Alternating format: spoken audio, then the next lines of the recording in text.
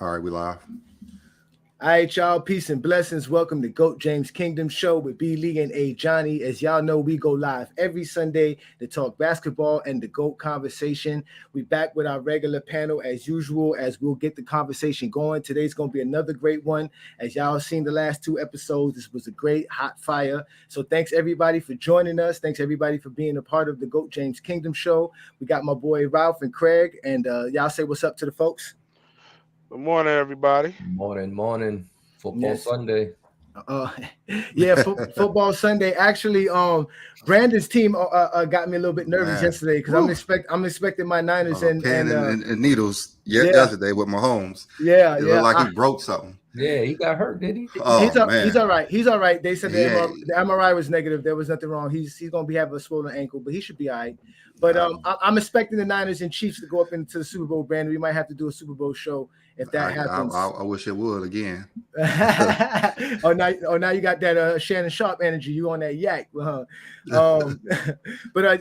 thanks for joining us, fellas. We got another great show for everybody. We come with it every week with real facts, and we talk real basketball here on GOAT James Kingdom. So again, today's show is going to be about the all defensive team and the all NBA teams and the significance of making those selections. And also, I'm going to bring up the ultimate help versus competition comparison between Michael Jordan and LeBron James. So that will be today's show, ladies and gentlemen. So we want to thank everybody. We see Twin Man already saying what's up. Appreciate you, Twin Man. Loyal subscribers. You guys can catch us on Facebook. You can catch us on Twitter. You can catch us on IG. You can catch us on TikTok. You can catch us right here on YouTube. We bring it to everybody. So, Brandon, go ahead. Start off the show because we want to bring it this week. Go ahead, Brandon. All right. So this week, we're going to start off talking about the all NBA teams and all defensive teams. I know we had this conversation a few times.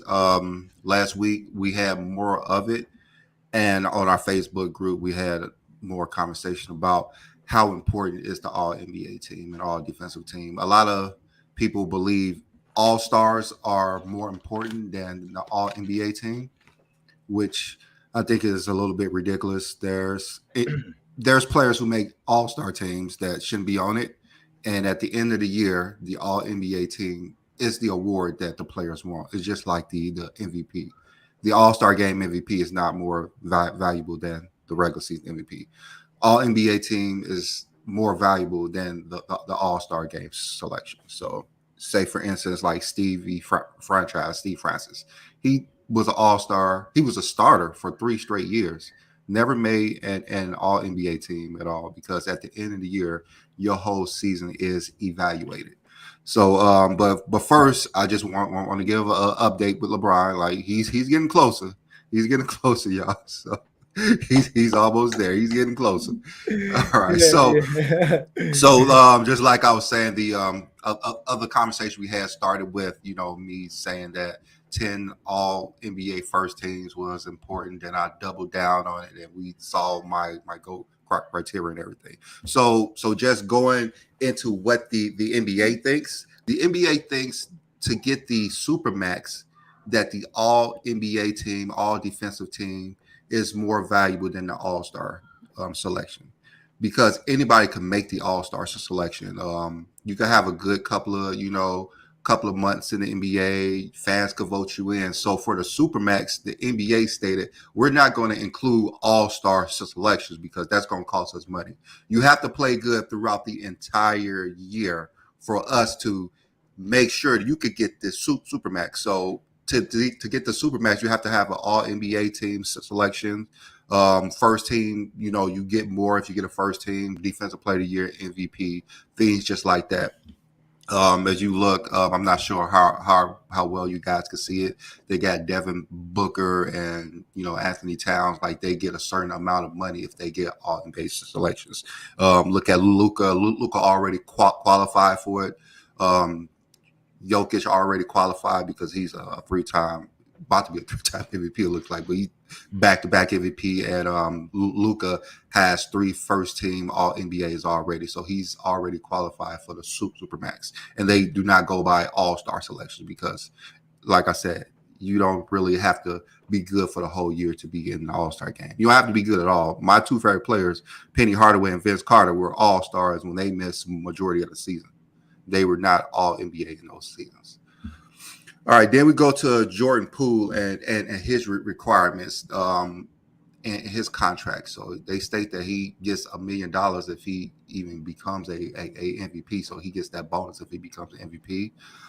Defensive Player of the Year, he gets another bonus, and they have the All NBA teams as well as the All defensive teams. So in his contract, it don't even state all-star selections because they just know the fans may just vote him in, or he may have a couple of good, months of basketball. So it goes by your whole body of work for the whole NBA season. And those 15 slots are included for the 3 best centers that year, the 6 best guards that year, and the 6 best forwards that year. And in all-star selection, you have up to 25 to 26 players. So it's very limited to what you can have in the All-NBA team. And that's why it's more valuable. So when we talk about All-NBA selections, I know a lot of people want to say, well, LeBron played with more all-star help because Ray Allen was like a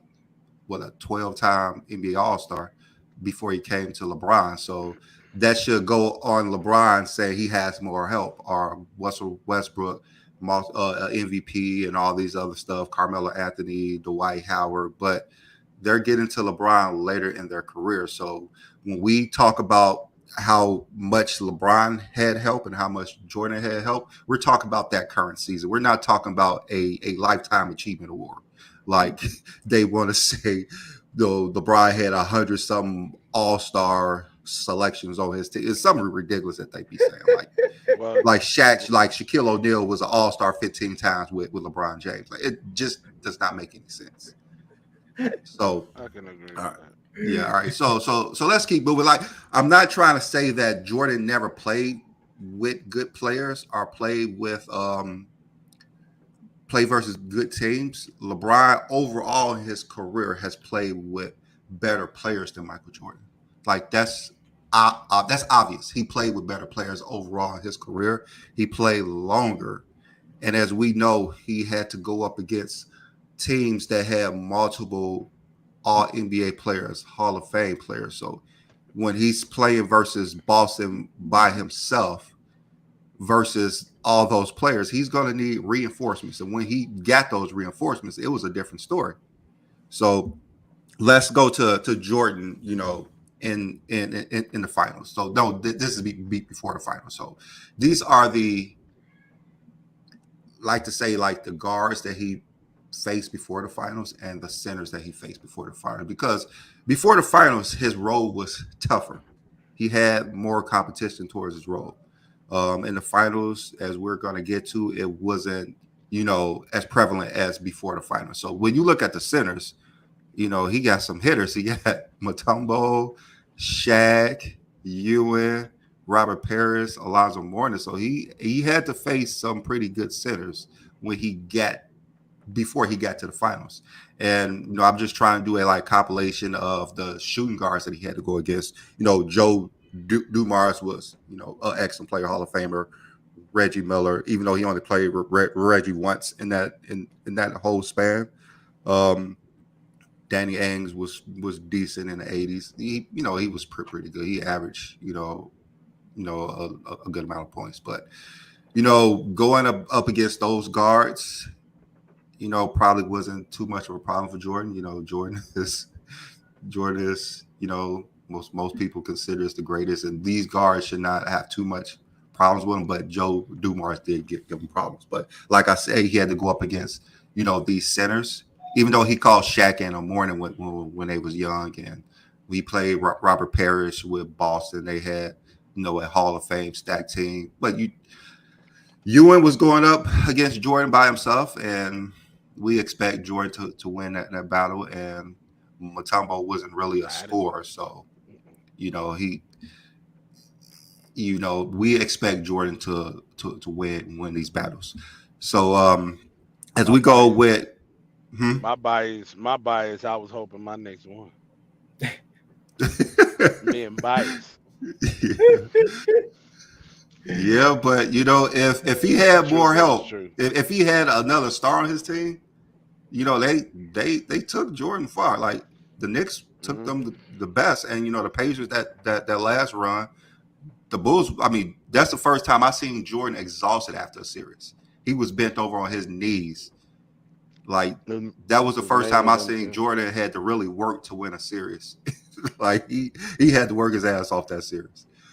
All right, so as we go to LeBron, we know LeBron never faced anybody tough before the finals. It was a cakewalk all those times. But as we look, Tayshaun Prince is a multiple-time All-Defensive Player, Olympian. Carmelo Anthony, Vince Carter, Paul Pierce, Paul George, Jimmy Butler. Those are not cakewalks at all. Then we go to the big man. When LeBron started facing Kevin Garnett later, when they didn't have Perkins, he was a center. These Noah, Tyson, Dwight, defensive players of the year. Jokic, he played in the East. I mean the West. He was MVP of the league. Um, Roy Hibbert, big dude, all defensive player. Um, Paul Gasol, when he played them versus the Heat, it was later in his career. But he did. He had to. He had to face actually some good players. But the thing that is held up against LeBron is that his team was better. So he should beat these players. So I think that's the narrative. His team was better. So if he was going 1-on-1 with Boobie Gibson, that's like comparing Jordan and Boobie Gibson and Mo Williams was his other two best players. That's like comparing Jordan, B.J. Armstrong, and Paxson versus star-studded teams. Like he's gonna need some reinforcements to beat these guys. He's going up against these small forwards and these centers, and he's gonna need some reinforcements. All right, so let's go to the finals. I know I posted this, just making fun of Jordan because everybody Yeah, you hated, sure did. but but Clyde Drexler. I'm not gonna say he was a great player. He's one of the top 50 greatest players of all time. So he had to face a good guard once. Dan Marley, Byron Scott, Hershey Hawkins, Jeff Hornacek. I even threw Byron Russell, even though he was a small forward, but he guarded Jordan majority of the time, and he held Jordan to under 45% shooting. So these are the guards. I wouldn't say that he had too much trouble with these guards in his first title, but the last three, he really didn't shoot well. Gary Payton switched on him and held him to under 35% shooting. Byron Russell held him under 40% shooting. In the last finals, I believe it was 42% shooting. So Jordan had to work hard in his last three series. So, Ralph, I want you to name these centers over here that Jordan had to go against in the finals. Who are these That's dudes? Vladdy. That's Vladdy. That's Uh-huh. Duckworth. That's Ostertag. That's Eddie Johnson. And I can't see who that is. I ain't I, even gonna lie. I I can't was gonna remember ask who you, that yeah, is. who is the center on the Suns? Who is that guy? Who is that? That's Mark That's West. That's right. Oh yeah, yeah, Yes. yeah, yeah. And Wow, he Oh looks man, different. I forgot about Mark West. That's Wow. Irvin Okay. Johnson. It's So yeah, Irvin Johnson. I was gonna say yeah, not Eddie so Johnson, Irvin Yeah, Johnson. so Irvin so Johnson. My none of bad. these Not Eddie centers Johnson. were all NBA players. They were not all defensive players. And I know the knock is on LeBron that he didn't have to face any great centers in his runs. The lane is wide open. He didn't really have to face anybody. But it's kind of ironic that they say that and they don't really look at who Jordan had to go to the rim. Like these dudes are getting dunked on by Michael Jordan when he wants to. These dudes are not going to keep Michael Jordan out of the lane. These guards up front is not going to keep Michael Jordan from doing what he wants to do. So this, like I said, it's no knock on Jordan because Jordan dominated his era. He dominated everyone in front of him. There was no way someone was going to stop Jordan. The only person to stop Jordan is Michael Jordan himself by his shot not falling. And I believe that his shot didn't fall his last three seasons because his last three finals because he was less athletic as he was in the first three. The first three he was shooting over 50%, dominated, scoring almost 40 a game. He was incredible. Like when they say the peak is higher than LeBron, that's what they go by. Is what he did in those three finals. Like he was unstoppable. But NBA career is longer than 3 years. That's why me and Ajani always discuss how LeBron is the greatest because what he's been consistently doing. And even though Jordan was consistently dominating the last three titles as well, he was clearly the best player in the league by far. It's just the per production that LeBron has had in that time span later in his career with Jordan that I will always put Jordan. I always put LeBron above Jordan. But all right, so let's go to LeBron. His finals opponents were a little bit better. Well, not a little bit better, a lot better actually. We had all defensive players and MVPs, all NBA players that LeBron has to go up against. Like these players versus Michael Jordan would have been a different story. Would have been a different story. Michael Jordan have any shot blockers? I know I have Bogut up there, who was he was a all defensive player twice in his career. But and with Golden State, yeah, with Golden State, even the year they played them and they lost them in 15. But these players would have caused Jordan a lot more difficulties than this, and I believe these players would have caused Michael Jordan more difficulties than this as well. That's what I believe. So then I'll open up to Ralph to go first. So Ralph, what you think about everything that I laid out? It's not like I said. If you gonna speak facts, I can't argue with it. You know, I mean, Jordan's road to the finals was tougher, as you stated, but the finals, I mean, LeBron had tougher than Jordan. I can say that. Craig, the floor is yours, Craig. Well, I always said LeBron's final points was tougher, but Jordan's path to the final was tougher. So it's all that's I mean, it's clear as day. But as far as I just find this whole thing's it's funny now to me because I try not to laugh how now a media award like defensive selections is now the precedence of what makes a player great when all I've been hearing about any other award that's voted by media is it doesn't count, it's favoritism. So is this the only time defensive selections or is not favoritism? Because that's what because all I hear is from LeBron fans as well. MVPs, that's media. You got to be the media got to like you for them to vote for you. So now the same type of award that is media driven now is the basis of how good a player is. So that's what I took away from it. Okay, so what do you measure how good a player is for a season?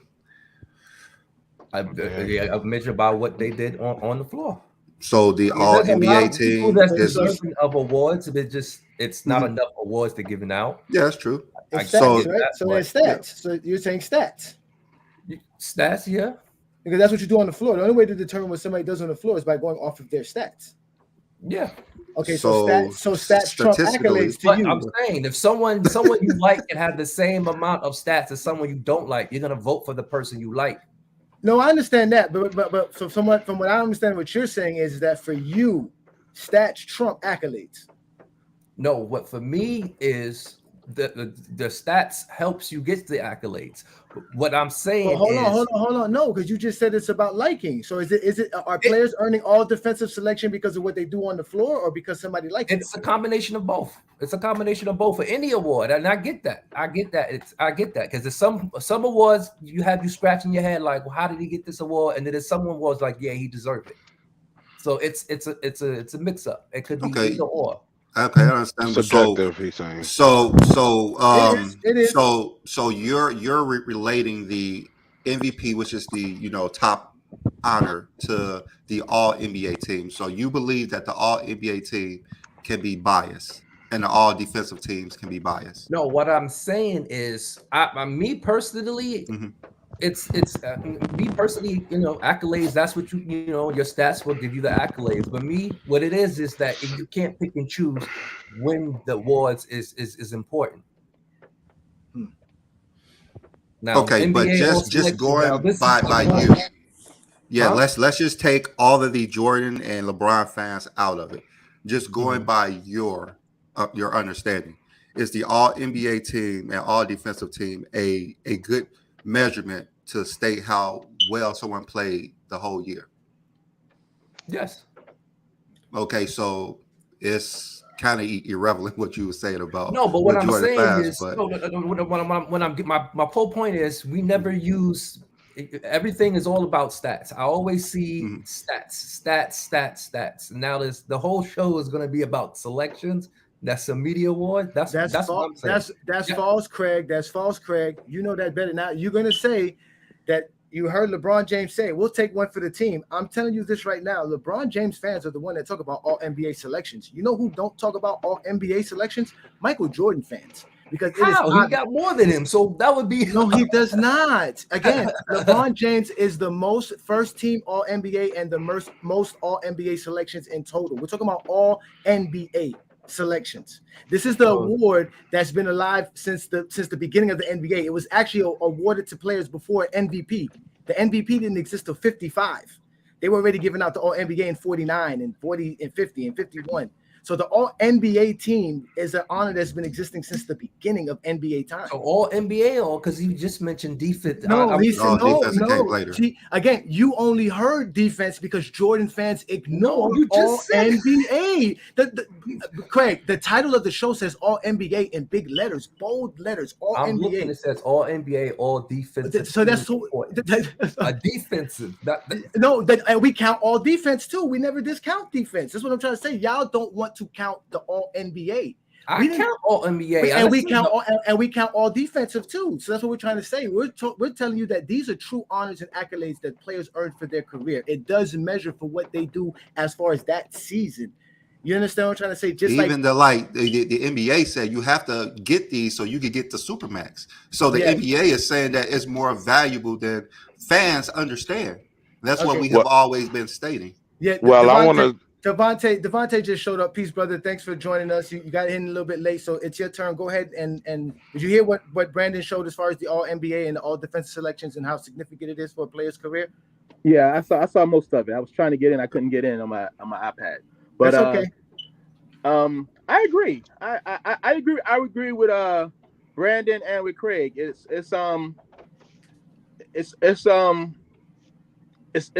a popularity contest. It's not only based on stats, but it's also based on popularity.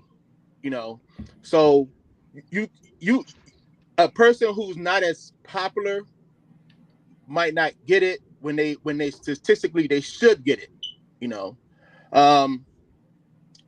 I look at somebody like a Michael Jordan who always guarded the other best player on the team, and Scottie Pippen guarded the best perimeter player, but Michael get all the accolades for, Scottie got his accolades too, but I look at it like that. But I agree with both of you, both fellas. Yeah, for that statement, I think that Scottie Pippen did get his recognition for defense. He was always first team all defense as well with Jordan. And when you go back to the 90s and you look at who was a better defensive guard than Michael Jordan, I'm not sure if you could find anybody. No. So He's the best. He's the best in his era. Yeah, I know, like you and Craig was saying, it's more of a popularity. I think, but I want to address the popularity part, if I can. How do you think someone gets the selection for the All NBA and the All NBA and the All Defensive team? Well, it's voted by the media and the broadcasters, and that's why I think it's really subjective. It's voted by the media, and the media have to actually have certain credentials. It's not just anybody. It's not just anybody in the media. You have to actually be a basketball beat writer for a particular team. So you actually have to be. You have to have the credentials. So that means the NBA gives you that honor, that privilege. It's actually a Yeah. privilege to vote. So it's not really a popularity. I mean, They're telling us that these are the people that are night in and night out watching our games, and they get the right to tell us who were the better players for the season. Now they yeah. have their subjective. I'm not going to tell you they're Mm-hmm. not subjective, but I'm just saying it's not necessarily a popularity contest because the people who are voting are really a valid people that earn the right to make those votes. If you understand what I'm saying. You know, Yeah, I that's mean, not it always is. true. It's not Uh-huh. always true. You know, there's been some instances of, you know, biases in the media as well. No, I'm not. That's what I'm saying. Yeah, They that's are subjective. That they are they Yeah. have their bias. So I'm not saying that, They but literally not said anybody just LeBron. gets a They didn't vote. want to give LeBron the MVP because they was like they're gonna give it to him every year. So I and then mean, like he Yeah, but got that happens and with every then player. That happens with every yeah, player. That and happens with a lot of players. that's why a lot of these media voted awards are subjective. I mean, they hold some weight, but not not as high as it should. You know, I because it remember them is saying they subjective. didn't I'm want to glad give y'all are LeBron a saying third this. MVP because they didn't want him to tie with Bird for 3 consecutive MVPs. I remember that. Yeah. No, I mean, again, Jordan could have won the MVP in 97. They didn't give it to him, right? He could have won it in 93. They didn't give it to him. So that's points in time. People are talking about it this year, right? People are saying, they call it, I think it was like a voters. There's like a phrase for it. voters But fatigue. Voters, yeah, voters fatigue. Yeah, that's the word. They're saying, is Jokic going to be able to get it, or is he just not going to? No matter what he does, are they going to really give him his third MVP in a row? That is a possibility. But again, the people who get to vote earn that. They have a credential that the NBA gives them. So you know what I'm I, saying? That's all I'm Well, saying. I'm kind of feeling that he It's not just won't get it anybody. It's not just a bunch of people. because Random folks. what media attention that Luca's getting, that's why I'm thinking he may not get it. But Luca's, I mean, if you look at the numbers and everything, I mean, Jokic is definitely putting up an argument, you know? he's putting up Oh, a no better doubt. season. And the thing is, the media today is going more towards advanced stats. So it's more or less of their opinion. So Hmm. I know when I talked about the of the value over replacement, how whoever leads in that wins most of the years. Jordan led the league 9 times. So in reality, Michael Jordan should have had 9 MVPs in reality, but they go by I want to say certain 10. no, narratives. They 9. go by narrative. LeBron I want to led say 10, 10. 10 times. So Jordan in reality should have won 9, but you know they go by certain criterias before But that that's the time. but that's the thing we have to understand too, right? Is that the media does have certain standards and criteria when they're making their vote because they're like a fraternity as well, right? They have their own little, their own little thing where it's a media thing, right? The Will Bond, they get along. They understand that there's a certain system. So like with the MVP, they know that your stats could do this, but your winning matters. So people who we always know that okay, this guy won it because he was not only the best player, what I'm saying, one of the best players, but he had the best record. You see what I'm saying? He was winning it. I'm glad y'all It say this resulted on to the it. media though, because No. Again, we never said they're not biased. We're not saying that. All we're saying is Yeah, that these they're people have, definitely biased. players are biased, right? We have players who have their opinions, but guess what? Players have the right to state what they state because they are valid to talk about basketball and make their opinion. Same way with the media. These guys are night in and night out in the locker rooms talking to players. That's what the NBA rewards the media. It's a part of the business. That's how you you get it. only believe what they say unless they say Jordan's the GOAT, then, huh? No, they can say Jordan's the GOAT.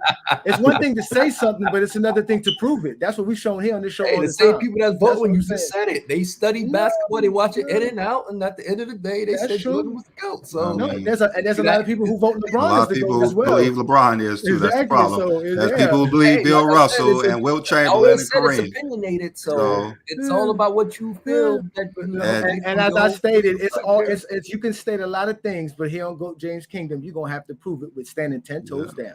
And just Well, like Michael you That's guys, real. and just like you guys were saying, the they all earned the NBA right, teams right? could be balanced, could be biased. It's tougher to be biased on the all NBA because you have to pick 15 of the top players. So it's more difficult to be biased in 15 players than it is just for one, like a defensive player of the year or a MVP. So the all NBA team is easier to get correct than MVP, basically. That says a lot. It's not, there's not too many times that you're gonna have 10 of the best players and you're just not gonna put one of the 10 top players on a All NBA team. Exactly. It's not gonna be like the All-Star. You ain't gonna have Christian Laettner on the All-Star team or making the All NBA team. Yeah. By the way, Brandon, Jordan did lead the league 10 times. I just looked at it. And what? I'm 100% sure it's 9 times. He tied one. Well, he was less of a percentage more than Karl Malone 1 year. So he wasn't number one that year. It was a few percentage points. Down. The 100th decimal point, the one that y'all love to use all the time. That's what it was. He wasn't number one. Remember that? Use that on Wilt Chamberlain. All the time. They use it on Wilt Chamberlain all the time. The thing is, but Devontae. I just looked at Basketball Reference. That's all. That's why. No, you're right, Brandon. But Brandon explained it to you. That's what Brandon just said. And either or, like I said, it is what it is when it comes to the awards. But as you can see, Brandon broke it down. And I didn't even notice that Poole's gonna get more for the Defensive Player of the Year than the All NBA or All Defensive Selection. And we were arguing. He ain't gonna get it. I'm just saying. It's $2 million. He ain't getting it. But I didn't realize what Brandon said, that a player is not able for the Supermax without making an All NBA team. So that shows you the significance of the selection. So again, we can try to dismiss it as much as we want, but if we're going to be objective, it means something, and it's one of the greatest honors a player can have for a season. Klay Thompson was upset about it a few years back that he didn't make the All NBA team because it cost him money. It cost him money, and he was what, an All-Star. Yeah, that All NBA selection cost him money. Mm-hmm. It costs you money. And it cost Devin Booker money too. Devin Booker, I don't know yet. I don't know because he's I don't know. I think he has a couple of All NBA selections in his career. I think he made one a year or two ago, if I'm correct. I don't know if you have to make a few of them, but I know last year he was first team. But I know once you have 5 or 6 All NBAs, more than likely you're in the Hall of Fame. If I'm correct on that, most players that have at least 5 or 6 All NBAs are all in the Hall of Fame. I know we talk about how Tracy McGrady should not be in the Hall of Fame, but he made 7 All NBA teams. I know they like to say he played a short amount of a career, but you know, you have, like you say, have to make at least 5 to even be considered. And you know, there's some stipulations, like Reggie Miller was 3-time All Third Team, and he's in the Hall of Fame, which I believe he should because his stats. He has 26,000 points, and someone like Penny Hardaway has 2 first teams and 1 third team. He's not in the Hall of Fame because of his stats. He didn't accumulate as many stats because of his injuries. Well, I'm glad that you brought up the stats, because that is a part of what I'm going to bring up when it comes to the ultimate help versus comp comparison between Michael Jordan and LeBron James. So I'm actually going to include stats, because this whole 30-minute show has gone on. I've heard how stats are very, very, very important, and what you do in a season, your production is basically broken down by your stats. So what I did was I took all the accolades that a player could earn in a season, and I took all the stats that a player could earn that we consider top stats, right? So it's 20 points per game, right? Because I always hear about Scottie Pippen and average 20 points per game, right? So 20 points per game is the marker. You get a player that average 20 points per game, that's a good player. You get a player that gives you double digits rebounds, that's a good player. You give you a player that gives you double digits assists, that's a good player. You get a player that gives you 2 steals or 2 blocks per game, that's a good player. Okay, these are the categories that I brought up. Okay, and if you also lead the league, right? Because I know Craig loves the leaders, the statistical leaders. If you have a scoring title, if you have a rebounding title, if you have a assist title, if you have a block or a steals title, all of that's going to be included in these categories for the teams that we're going to be talking about. And when we talk about competition, for me, competition is the playoffs. It's who you faced in the playoffs, because we cannot really measure a seasonal competition. How do I compare a 29-team league to a 27-team league or a 23-team league? How do we really compare which one had the toughest comp as far as regular seasons? All NBA is still 10 or 15 players. All defense is still 10 players. All stars is still 24 players. So it's still, the best way to do it, the real competition is who you face when you made the playoffs, okay? And how you got to the playoffs is what you do in the season with your stats and your accolades, all right? So when you look at this little graph here that I've shown you guys right here, this is just a simple graph. All right, it's the overall. the green and the red is the most important part you need to understand. The green means that you had more. The red means you had less. Okay, and the white number is basically neutral. All right, so if you see the green on the help side, as you can see, Jordan had more green on the help side than LeBron James had. So when it comes to all NBA selections, Jordan had more all NBA selections with his teammates, even though if it's just Scottie Pippen for 6 years, that is more than any one of LeBron James' teammates altogether for 20 years that LeBron James has played, or 19 seasons. LeBron only had 5 all NBA selected players while he was playing in the NBA. And the all defense, we already mentioned that. Jordan has 9 of them with his teammates. These are just teammates. LeBron only has 2. Now, we always stated LeBron had more all-star help. LeBron had 15 all-star selected help with his teammates on his roster. Jordan only had 6. None of them had a Defensive Player of the Year award, a player, and Michael Jordan had a 6th Man of the Year. LeBron never had that. All right, and as far as help goes, as you can see, LeBron James had more 20-point per game scorers, but everything else, Jordan had more help. Jordan had 10 rebound per game players. He had guys getting 2 steals per game, guys getting 2 blocks per game. LeBron rarely had that in his career. And Jordan had guys win actual seasonal titles, steals titles in 95 with Pippen, and Rodman won 3 straight rebounding titles with Michael Jordan. LeBron's never had a teammate win any kind of seasonal award while he was on LeBron's team. And if we go to competition, as you can see, the green is on LeBron's side because LeBron's faced tougher competition. If we go by these categories right here, he's faced more all NBA players, he's faced more all defensive players, more all-stars, more defensive players of the year. They're neutral with MVPs and 6 Mans of the year. He's faced more 20-point per game scorers in the playoffs. Jordan's faced more 10 assists and 10 rebound per game players, and also more 2 block per game players. But LeBron's faced guys who had more 2 steals per game.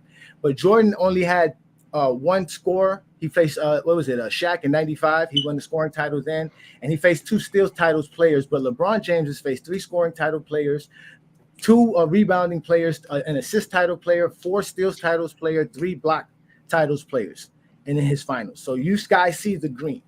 That is just the overall. But I told you this is GOAT James Kingdom. I always give you guys more. Flip it over to the next screen, please. Now, this right here is their competition season by season. And again, if you're in the green, that means you had more than the other person.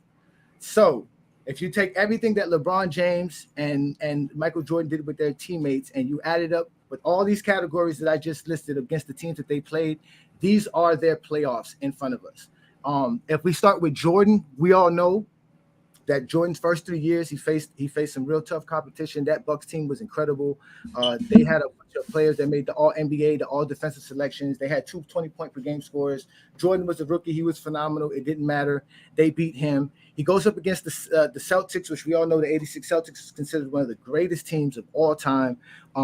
Let's forget about it. They actually scored one of the highest as far as the amount of categories that they check off on this particular criteria out of all the teams here. But obviously we know what happened in '86 and '87.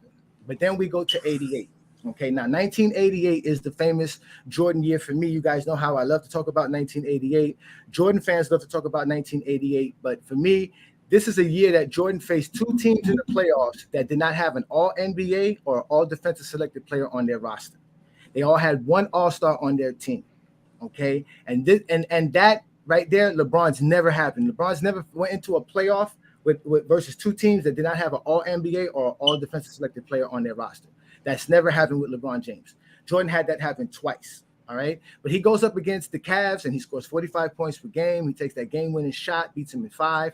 He goes up against Detroit the next series. He gets beat 4-1.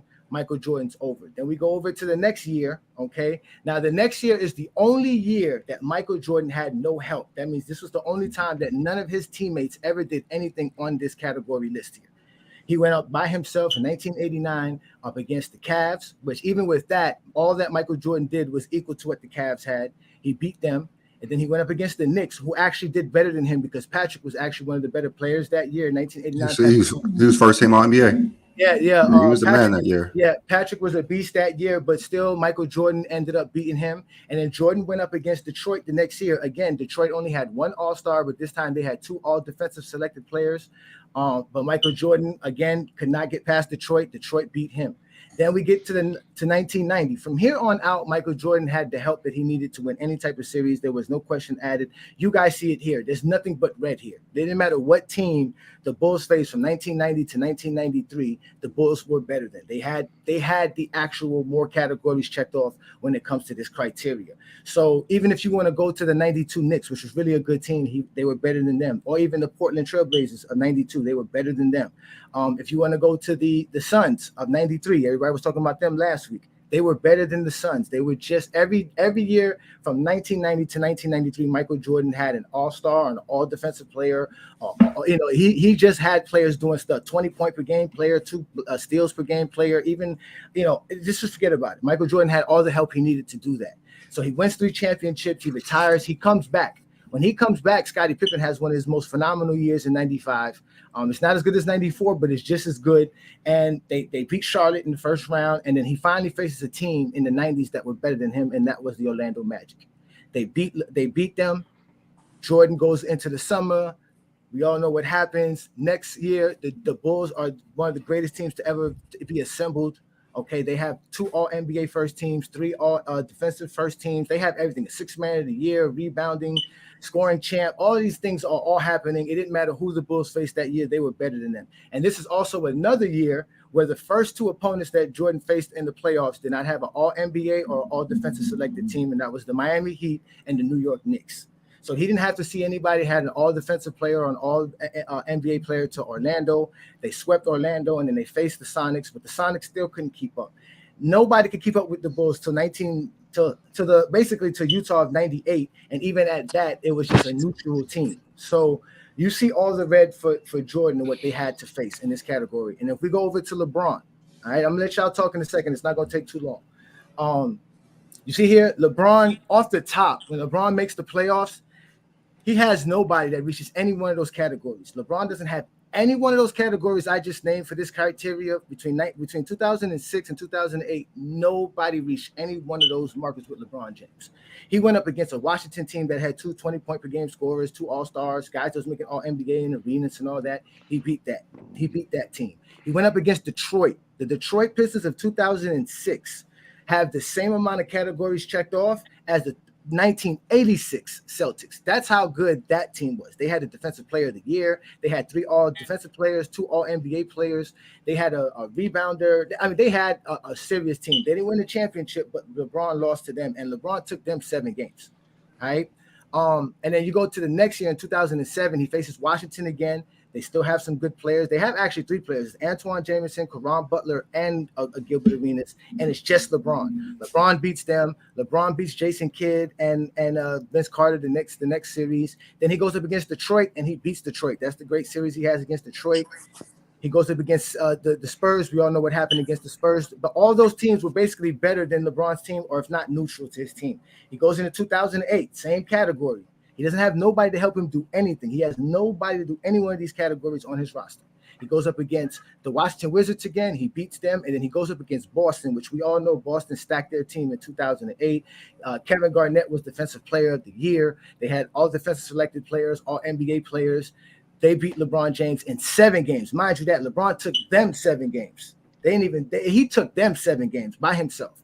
Then the next season he comes in. This is the first time he has any kind of help while he was going into the playoffs. And he only has that help because Mo Williams made the All-Star game because of somebody got hurt. So, and all the All-Stars are All-Stars that actually participated in the All-Star game. I'm not even going by selections. I'm going by who actually played in the game. So he goes up against and that playoffs, you got Detroit, who was not good. You have Atlanta, who was not better than LeBron's team. Then he goes up against Orlando. And Brandon brought up how Dwight Howard was one of LeBron's competitions making it to the finals. Dwight Howard that year was Defensive Player of the Year. He was the rebounding champ, the block champ. He was all NBA, all defensive team. It was ridiculous. He had Rashard Lewis as an all-star to help him. And basically, y'all know LeBron James didn't win that series. He lost in 6. And then LeBron James comes into the next year. Okay, he faces Chicago with Derrick Rose and all that going on. He's better than them, but then he goes up against Boston again. But he's basically equal with Boston. All he has is Varejao, who makes an all-defensive selected team. Nobody else on his team does anything else, and they lose to Boston. And then from there, he goes to Miami. Like y'all said, it's when he runs to Miami and he go get help. From there, yes, LeBron James was basically better than all his competitors besides the OKC of 2012. Okay. And obviously, he faced Boston in the first series. They were even, but from there on out, everybody else was not as good as the Heat were. Okay, when you add all these categories together, but the OKC actually worked. The OKC was one of the better teams when we come to all the categories. That OKC team had a lot going on. Ibaka was the block champ. He was all defensive selected team. They had the scoring champ. They had 2 20-point per game players. They were actually a really, really good team, and the Heat actually beat them in 5. But then Yeah, LeBron, they were favored in a series to win. oh, and yeah, I mean, listen, but then LeBron just went on out. There was nobody else that could really favor them. Even the 2014 Spurs did not outmatch what the Heat had. Even though nobody on LeBron team, all they did was make an all-star team in 2014. It was 2 all-stars, that was it. But they still had more than the Spurs, and obviously we know what happened in 2014. The Spurs had one of the greatest finals in history. But then LeBron goes to the Cavs, right? And everybody says this is him forming another super team. But all I see here is him facing a bunch of greens when he goes to the playoffs, especially when we get to 2016, where LeBron James faces basically every team in the playoffs that was better than him besides one team, which was Atlanta, and he wins that one. He has the greatest finals performance in NBA history. This is where he gets crowned as the GOAT. That's it. That's where he gets crowned at 2016. You can't complain. You can't do nothing about that. He goes into 2017. Kyrie plays better. Love is a better player. They get honors in the All-Star selections, but he doesn't see a team until Golden State that really was just better, which had Kevin Durant on it. You know what I'm saying? And they lose to Kevin Durant in 5 games in the Golden State Warriors. Then the next season, he doesn't have Kyrie Irving, and he goes into the playoffs. And guess what? Every team he faces is either just as good as his team, or if not, they were better than his team. And then in 2020, he was better than everybody because Anthony Davis was one of his best years in NBA history. And I couldn't even put 2021 in there, but LeBron James was better as far as the Lakers was better than the Phoenix teams. So when you look at the competition, even if we go by just the overall, like I did in the graph before, and if we go by this, you can see just by the color alone, guys, I'm going to give you a chance to tell me whatever team you want to talk about. But by the colors alone, you see Michael Jordan had more help versus less competition, and LeBron James had less help versus harder competition than Michael Jordan. If you could come up with a better criteria than what I just laid out, I am all ears. Ralph, go ahead. Well, when I talk about the competition, I don't use players individually like that. I mean, they have a lot of impact on it, but I look at the whole totality of the team versus team because it's not a one-on-one and 2-on-2 or 3-on-3 or whatever. So, I mean, my criteria is a little different than that.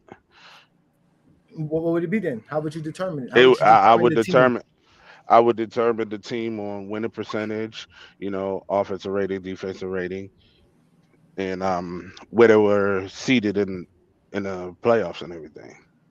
So that's But how would where that? But how I would that make? But how would that make them better comp? How would because somebody's defensive rating in '96 compared to somebody's defensive rating in 2015 would show who's better or not? Because it's a different style of players. Everything's gonna be different. Because if I show you the '70s, their defensive rating is going to be better than the '90s. So does that mean the '70s had better competition than the '90s off of defensive rating and offensive ratings and things of that nature? well well like I said, the winning percentage and like who they faced at that time, It's like it's the same that's thing though. that's how They're not facing the same competition, right? So the team that's winning whatever 60 games in 1996, are they really better than the team that won 58 games in 2009? They're not facing the same competition. So how that's do you why determine 60 is just better because it's just 2 more wins? not just wins. I'm not just saying wins. I'm talking about where they were ranked at that time within like on the offensive side and defensive side. And then it's the whole team. It's like, of course, there's more defensive, all defensive players, all NBA players on that team, but there's other players that plays a factor into the the playoffs as well. Like for instance, in 2001, Mm-hmm. like Iverson, like he was so fast, they had to stick Tyrone Lue to slow him down. He played a factor with, I mean, of course, Iverson torched him that one game, but he played a factor on Iverson to slow him down. So it's like I look at the whole team. I don't just look at, oh, this team has all NBA. This But team. but you're not That's but you're not showing how we can make that a comparison. Is what well, I'm saying. like You I understand said. what I'm saying? Like you're what you're saying. Like I said, because if we go there, because like again, all this that we do is based off of responses from what you guys do. Because if we go to team records, LeBron James has beaten more teams with better record than than Jordan has in the playoffs.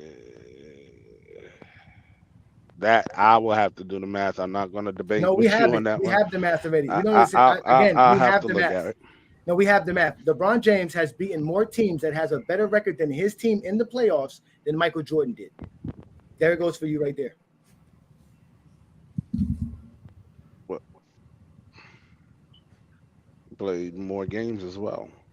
No. We're going by seasons. These are the teams by their seasons. These teams had better records than LeBron James teams, which means they are better than LeBron James's team because you're going by the team record. So all these teams right here were better than LeBron James's teams by your criteria.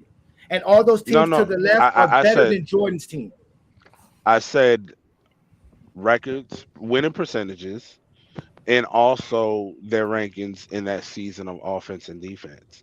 That's where I compare them with. I don't just compare them just on the record. How are you going to accommodate all that? So let's just say right now you have the New York Knicks of 1993. They had a better record than the Knicks. I mean, than the Bulls, right? You're still saying record. I know, but the record's a part of it. So now we're going to go to them having one of the top defenses, right? Because if we go to 1993 Knicks, I think they did have one of the top defenses in basketball. I think they were first or second. Yeah, because like if we let's just say, or we can go to the Bulls because I know the Bulls better. If we go to the Bulls in 1988, they had the number one defense in basketball. Yeah, of course. I mean, Bulls. They had the top 5 rated defense in basketball. They had the third best record in the East. So, I mean, where would you rate them? You know what I'm saying? Like, and the Bulls the Pistons had a better record than them, but had a worse defense than them. The Bulls was a superior team than all those teams. I will not deny that. I'm saying, like, when you say the competition, like you compare the opponents of Jordan's opponents and their rankings compared to LeBron's opponents and their rankings, and that's where I look at, you know. But if you do that, it doesn't really determine who's the better team because again, it's by the you understand that's not a fair comparison because there's no way to compare that. You can't really compare how the Utah Jazz got 62 wins to how the Warriors got 73 wins. It's a different. Well, it's when you do that, you got to look at the winning percentage. That's why I said winning percentage. Better record means better winning percentage. It's like you get all of. It's like winning percentage and team records are not separate from one another. Whatever you're saying, beating like when you get all the winning percentages and you calculate it and everything. I go off of that, and like I said, I'm repeating myself, but I go off of that. I go off of where they were ranked offensive, where they were ranked defensive. All right, Craig, go ahead and go. Let's hear you. Man, I always say this. It's like I hear everybody complain how bad the 90s were, except when you want to compare them to LeBron teammates. And all of a sudden the 90s was great because this is all I see is this is the only time players was actually good at the 90s when you want to compare them to LeBron James teammates. Like it's just weird to me. That's false. Again, I showed you the players who were getting 20 points per game on teams. You guys say that doesn't matter. How is somebody on your team getting 20 points per game? That's the only said it didn't matter. How are you going to be the number one rated defense without a good shot blocker or a good defensive player as far as getting steals? You're gonna you understand what I'm trying to say? So these things are factors into how teams are becoming one of the best. No, I'm not teams. saying exactly what you're saying about the Forest. But what I'm telling you is that when we say that the 90s had not enough good players, is because the expansion allowed scrub players to be starters now. Guys who would be the 6th, 7th man on the bench are now 3rd, 4th, 5th options on teams. Now you have Patrick Ewing by himself. You don't have Patrick Ewing with another star. You couldn't pair him up with another star. If you were not prepared for what the 90s why do you compare LeBron to another star, man? I mean, that's what we're doing. Same for the first 7 years, he had no help. I'm telling you that for the first 3 playoffs, he had no one who did those categories. There was 15 separate categories. There was not one player on LeBron James' team that reached any one of those categories during those. The way the graph showed, you making it seem like LeBron James averaged 80 points a game. He couldn't get 20 points out of his teammates. The way the graph shows. Where do we say that? Where do we say that? I didn't say that. Again, this is not a coulda, shoulda, woulda thing. This is not trying to say who should have won, who could have won, and like I'm just showing you who had the best competition, who had the most help to by your standards. No. I'm going by the standards that have always been set out by those who challenge us when we say LeBron James has faced tougher competition. You have yet to show me how a 20-point per game player don't matter, how a 10 rebound per game player. I never said it didn't matter. Okay, so if Jordan faced players that did that less, and LeBron faced players that did that more, then what does that mean? What do you mean did that but more? I mean, because you just said your graph bases on 2 blocks per game, 2 steals per game. It's your criteria. And that's no. It's 2 blocks per game a significant thing to have? If you had a player averaging 2 blocks per game on your team, that's not a good thing. I didn't say it wasn't. I'm just saying that's why I did that. More than likely, for you to win the blocking title, you're going to have to average over 2 blocks per game. For you to be the steals title, you're going to have to average over. Not in the 90s, you would have to have over 3. No, there's players over 2 is it's significant. 3's included. 3 you had to in the 90s. Sports Fluent, thanks for joining us. 4 blocks per game. But he doesn't average that for his career. What's going on, Sports Fluent? Thanks for joining us, everybody. This is Sports Fluent. He is very popular in TikTok and in the sports world. He has a show called Fluent and Chill, correct? That's one of them. Yep. That's one of them. Okay. That's one of them. Yeah. All right. Well, introduce yourself to the GOAT James Kingdom panel, sir. Welcome to the show. What's up, guys? What's up? Yeah, sorry, I'm between Player's Choice, where I do 3 shows, Fluent and Chill, the panel, and PC Gridiron, so some football takes. I also do ESPN Radio. I also do Fired Up Network, where I do a couple of shows. So I'm running around quite a bit, but it's good to be on. It's good to be on with you guys. Thanks for showing up. Yeah, thank you. I appreciate it. So, can we call you what, Anthony or Sports? Anthony, Fluent, Tone, yeah, whatever. Yeah, because I know you got yourself trademark. I'm easy. I don't want you suing us for using Fluent too much on here. I know that. No, you can use Fluent. You just can't say now you're more fluent without paying me a royalty. Yeah. Good job. I do have a trademark. Good job. That's a good job for you for doing that. I got to do mine as well. So, have you listened to the show? Have you paid attention to what has been going on, or are you just catching late? I was in my car, so I caught the tail end of this. I heard that there was a graph, so I can catch up pretty quick. But feel free if there's. Well, the argument, I will say this, what I caught just now with the 20-point scorers, you got to take that into context. Because right now in the NBA, there's 55 players averaging over 20 points a game, and that's double just from the 2000s where there was like 25. So to say a 20-point scorer means more help, depending on the context, depending on the era, depending on the style of play, there's so many other things. Like, do you want one 20-point scorer as your teammate, or do you want 4 guys who average 12? Depends on the system that you're running. So there's so many variables that go into these debates. And when you say help, when you say, I heard you saying competition. All right. So what's better competition? A team that wins 50 games or a team that wins 45 games with a bunch of 20-point scorers that, maybe don't work well together as a team? Well, that's going to depend on your definition of competition. So typically we say the team that wins the most games. And I'm assuming you're talking LeBron and Jordan, so I'll use that as an example. I hear you say all the time, you had more finals competition. Well, if you go by record, Jordan's teams that he faced in the finals were on average a higher seed with more wins than LeBron's. So we want to now, of course, throw out regular season wins then, because that doesn't matter. Well, but then you say, he beat the greatest team ever, that's 73-9 team. Shit, that wasn't even the best Warriors team in 3 years. So that's why I say when you talk about competition, when you talk about teammates, a lot of variables that go into it that you got to look at: era, pace, the style of play. Are they defensive? Because there are some teams, you mentioned Ewing.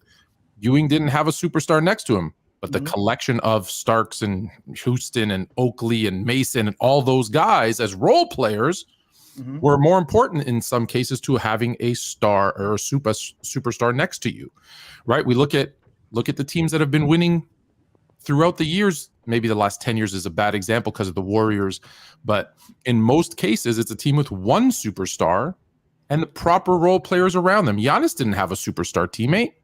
Kawhi didn't have a superstar teammate in Toronto. There's opportunity. I'll say this: with the Warriors. That's what I'm saying. Warriors before what describes you as a superstar? What describes you as a superstar? Ooh, I'm very picky on superstars, so I'm tough. No, not you, because you're throwing out what people say in general. So in general, what is a superstar? In general, a superstar? There's typically, I don't know, like a star player who's going to lead a team to a deep playoff run, who has the talent, the skill, and the statistics. What's that? Not DeRozan. Lowry's not that. Well, DeRozan wasn't on the team with Kawhi. Lowry's not a superstar. God, no. Lowry can never be the number one on a team. Absolutely not. Not a playoff team. Facts. And I'm in Toronto. I would say Lowry's never be never. No, absolutely. No, I mean, but again, we're saying this without. No one will ever. There's no one in the history of basketball. No one in the history of basketball. No one in the history of basketball will ever say Kyle Lowry's a superstar. Even he won't say that. No, but again, he's a fringe all-star. Okay, a fringe all-star. He made an all-NBA team before. He's averaged 20. Kyle Lowry? No, he hasn't. Yes, he has. No, he has not. Look, Kyle Lowry was an all-NBA player in 2016, my friend. 13, maybe, but I don't think so. See, here we go. I don't think so. No, I don't think so.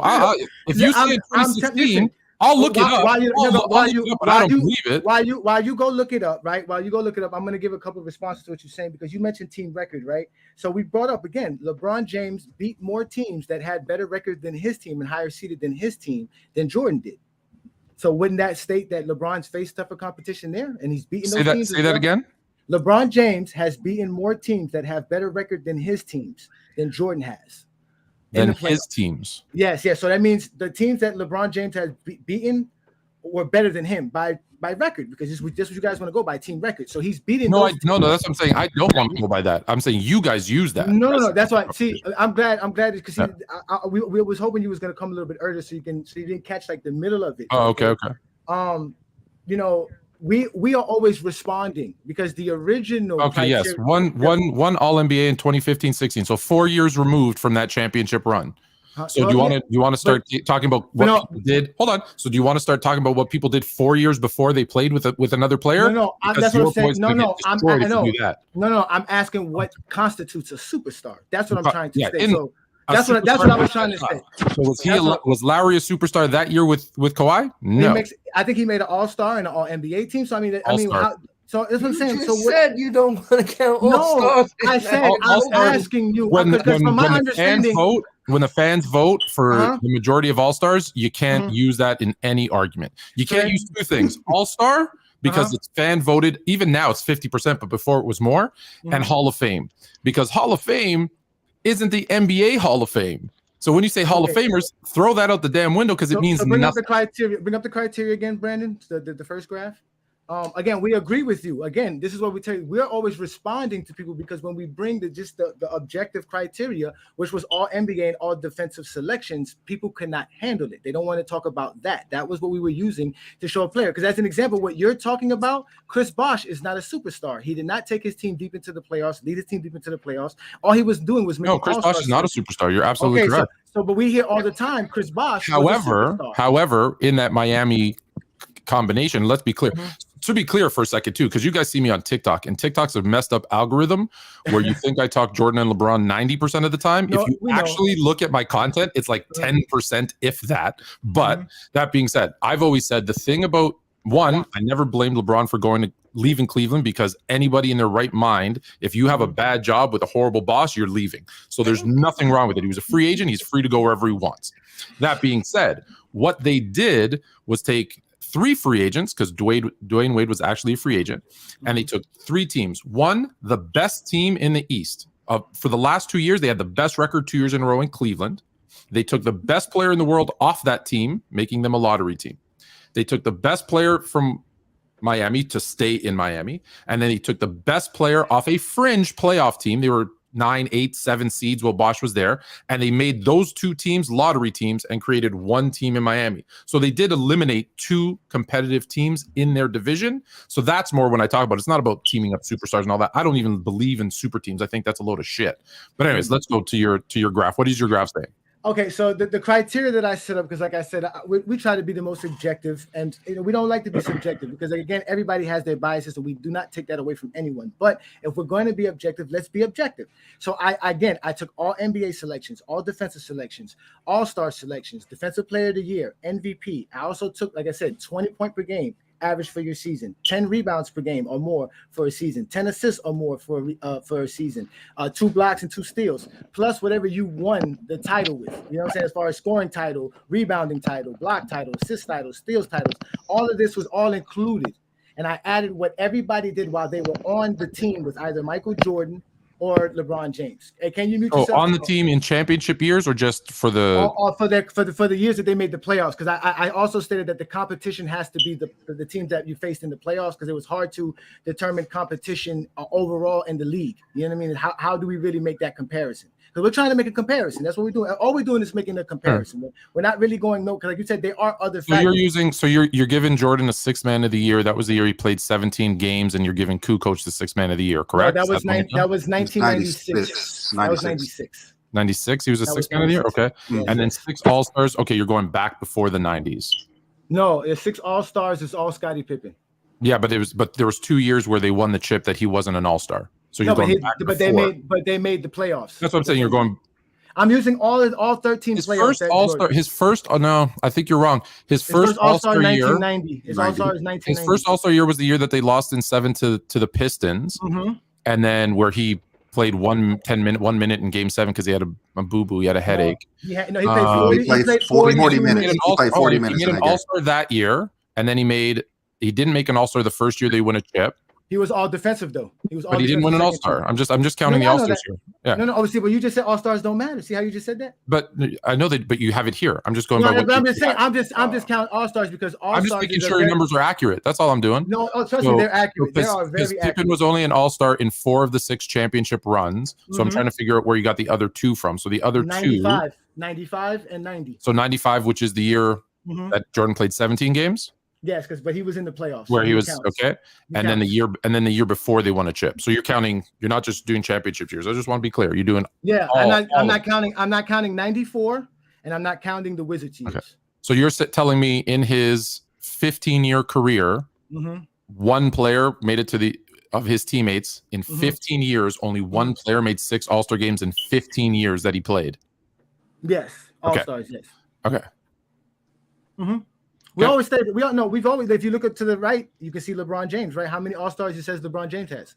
Yeah, no, I'm just like I said, I'm just making sure I understand what each thing is saying. Yeah, even though you said All-Star games don't really matter, but they don't. It's like a mute point. LeBron has more. It's like a mute point. Yeah, it's the same thing. It's the same thing with like the 20 points per game. 20 per score. Yeah, 20 points per game.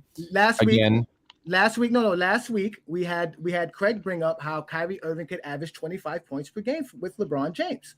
So, and that Scottie Pippen only averages 16 points for his career. Okay, these are things that we hear now, Sports News. You know, just like you said, you have your show, people come and talk to you. You hear a lot of stuff.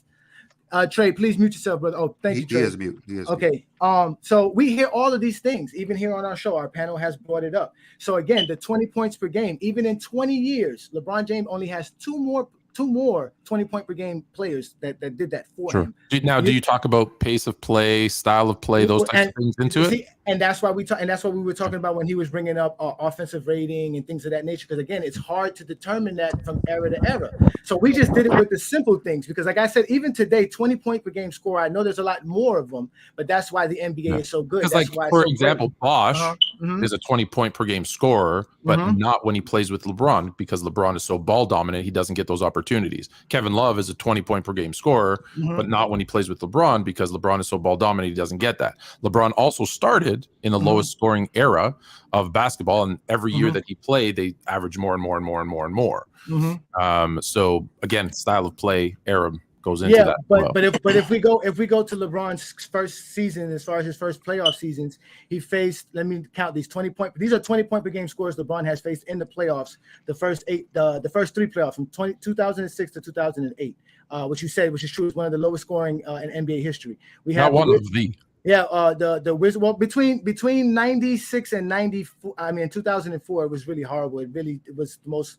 It started getting better after LeBron drafted it, and then it got up creeping. But just it got better after they changed the rules. It's not after LeBron got drafted. It was better after they changed the rules. We had that conversation. The NBA only changes the rules for Jordan, no one else. The NBA changed. We agreed.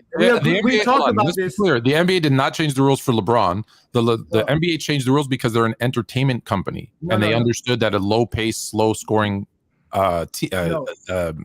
show wouldn't get fans.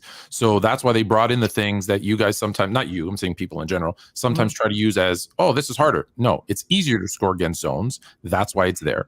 No, it's not easy to score against zones. Yeah, yes, it is. Yes, it is. Statistically, as someone who played, coached, ref, and knows the stats. So in the NBA, they play zone 4% of the time. The average team averages more points per game against the zone than against man-to-man. So it is easier to score against the zone. There's 100%. There's pockets. There's much easier. Anybody who coaches, plays, refs will tell you it's easier to score against the zone. I loved playing against the zone, especially as a shooter. It made my life so much easier. Yeah, that's because it's different. If you not shooter, exactly. The shooting is why. The shooting is why the zone gets killed. Exactly, because you play zone. Do you know what kind of shooting kills the zone? Do you know what kind of shooting kills the zone? Do you know? I'm just asking. I don't know if you've played basketball. I don't know your background. So I'm asking. We do play basketball. Again, you should have done your incorrect. Deep threes and mid range kill a zone every single time, and baseline because there's pockets in the baseline. Fluent, you should have did your background on us. Okay, yes, we've talked about the short corner will kill a zone. Playing the short corner will kill a zone. Again, listen. And in 2006, LeBron faced 1, 2, 3, 4. From 2006 all the way to 2008, he faced 1, 2, 3, 4, 5, 6. In the 6 different series he's played, he's faced 6 20-point per game scores. Just how many were in the league at that time? That's what's in the league. That's 2006. You know better than that. No. You're saying that's how many he faced. I'm asking how many were in the league at that time versus how many were in the league. 20-point per game scores back then was like 20 players. Something like that, maybe. So there was significantly more 20-point per game scorers in this era versus in the 90s. No, but that's what I'm saying. You have to put it relative to the era. I'm bringing it to the era. I'm telling you because at that time, LeBron doesn't have nobody. If I look at Luka over the next from now until the next 5 years, and I say how many 20-point scorers did he go against in the playoffs, his numbers can be astronomically higher than LeBron's because there's 2 20-point scorers on every team now. That wasn't the case in the 90s, as an example. So you have to put it relative to their era for context. It is relative to his era. Most of it is dealing before this era. That's the thing. And, Jordan played versus a lot of 20-point scorers in the 80s. But, that's included. And just out of curiosity, why is that the cutoff? Why is 20-point the cutoff? Because that was the standard that No, that is what Jordan fans have created. Because all I ever hear is Scottie Pippen never averaged 20 narrative for this. Simple as that. I've interviewed a lot of Jordan fans, and I don't know that anyone have ever said 20 points is the cutoff. Listen, I've never actually heard that argument. Last week, Craig brought up the fact that Scottie Pippen only averaged 20. He couldn't average 25. This narrative of Pippen not averaging 20 is the reason. Yes. Okay. Yes. And having that wasn't Pippen's role. Of course, he's not going to average 20. That's what we say. Okay, so that's perfect. So let me ask you a question. Chris Bosh is not going to average his 20. Why don't he average 10 rebounds or 2 blocks per game? Why is he not doing other things? Because they had him trying to do something that he shouldn't be doing, which is playing out by the 3-point line to create spacing because of the 3-second rule. So that's to open up the lane for Wade and LeBron, who aren't good shooters, because they have to get to the rim. He just stated about rebounds and blocks. That's exactly what it is. And listen, and that's the right thing to do. When you have Wade and LeBron, neither one at that time being good shooters, of course you want to pull everybody outside and open up the lane for them to drive. That's the strength. Talking about Chris Bosh. Why wouldn't we play to your team's strengths? Why do you have to stretch out the floor? To create lanes for LeBron and Wade who can't shoot. But why would the lanes be clogged? The lanes weren't clogged before when there was no zone defense, so why would it be clogged now? They're not. Well, that's the 3-second rule that helped. But of course, that's why you want to move your big men out to create more open lanes, because now the spacing to get there is harder because you can't be in the lane. Because a team can play zone defense. Well, they can play kind of zone defense. No, and clog up the drive. No, and clog up driving here, lanes. Just here, look. Let's do some math. Okay, take the measurements of a basketball court. If you can't be in the paint for 3 seconds and you have to go outside of the paint, what is the distance between the man at the, let's say, low post and a man in the deep corner? Go do that math, because when you couldn't play zone in the 90s, you still could be 12 feet from your man. No, you couldn't have, Fluent. If Patrick Ewing was playing above the 3-point line on the opposite side of the block, the player could not be below the free throw line. He could not be on the other side of the block. So that means with the zone defense, I don't have to guard Patrick Ewing playing a 3-pointer. And still to this day, if a player is near the paint, you can stay in the paint for longer than 3 seconds as a defender, as long as you're guarding somebody near the paint. Once that player goes outside and goes to the 3-point line, you have to. They don't have to be outside of the 3-point line. No, they have to take one step out from the block. The point is that I can guard the other side of the block. You've switched your question. Your question was, why would they open up the lane? Because the answer is because Wade and LeBron weren't good shooters, and they're better at driving to the basket. No, because are you arguing that? Are you saying they're not? That's not good. Good part of the game. I'm telling you, the reason that they had to take Chris Bosh outside of the paint is because you have to create those lanes, but because teams can play zone. So now that teams can play zone, you have to have a shooter out there. The zone argument is horrible. It's 4% of the NBA. Who cares? No, it's not.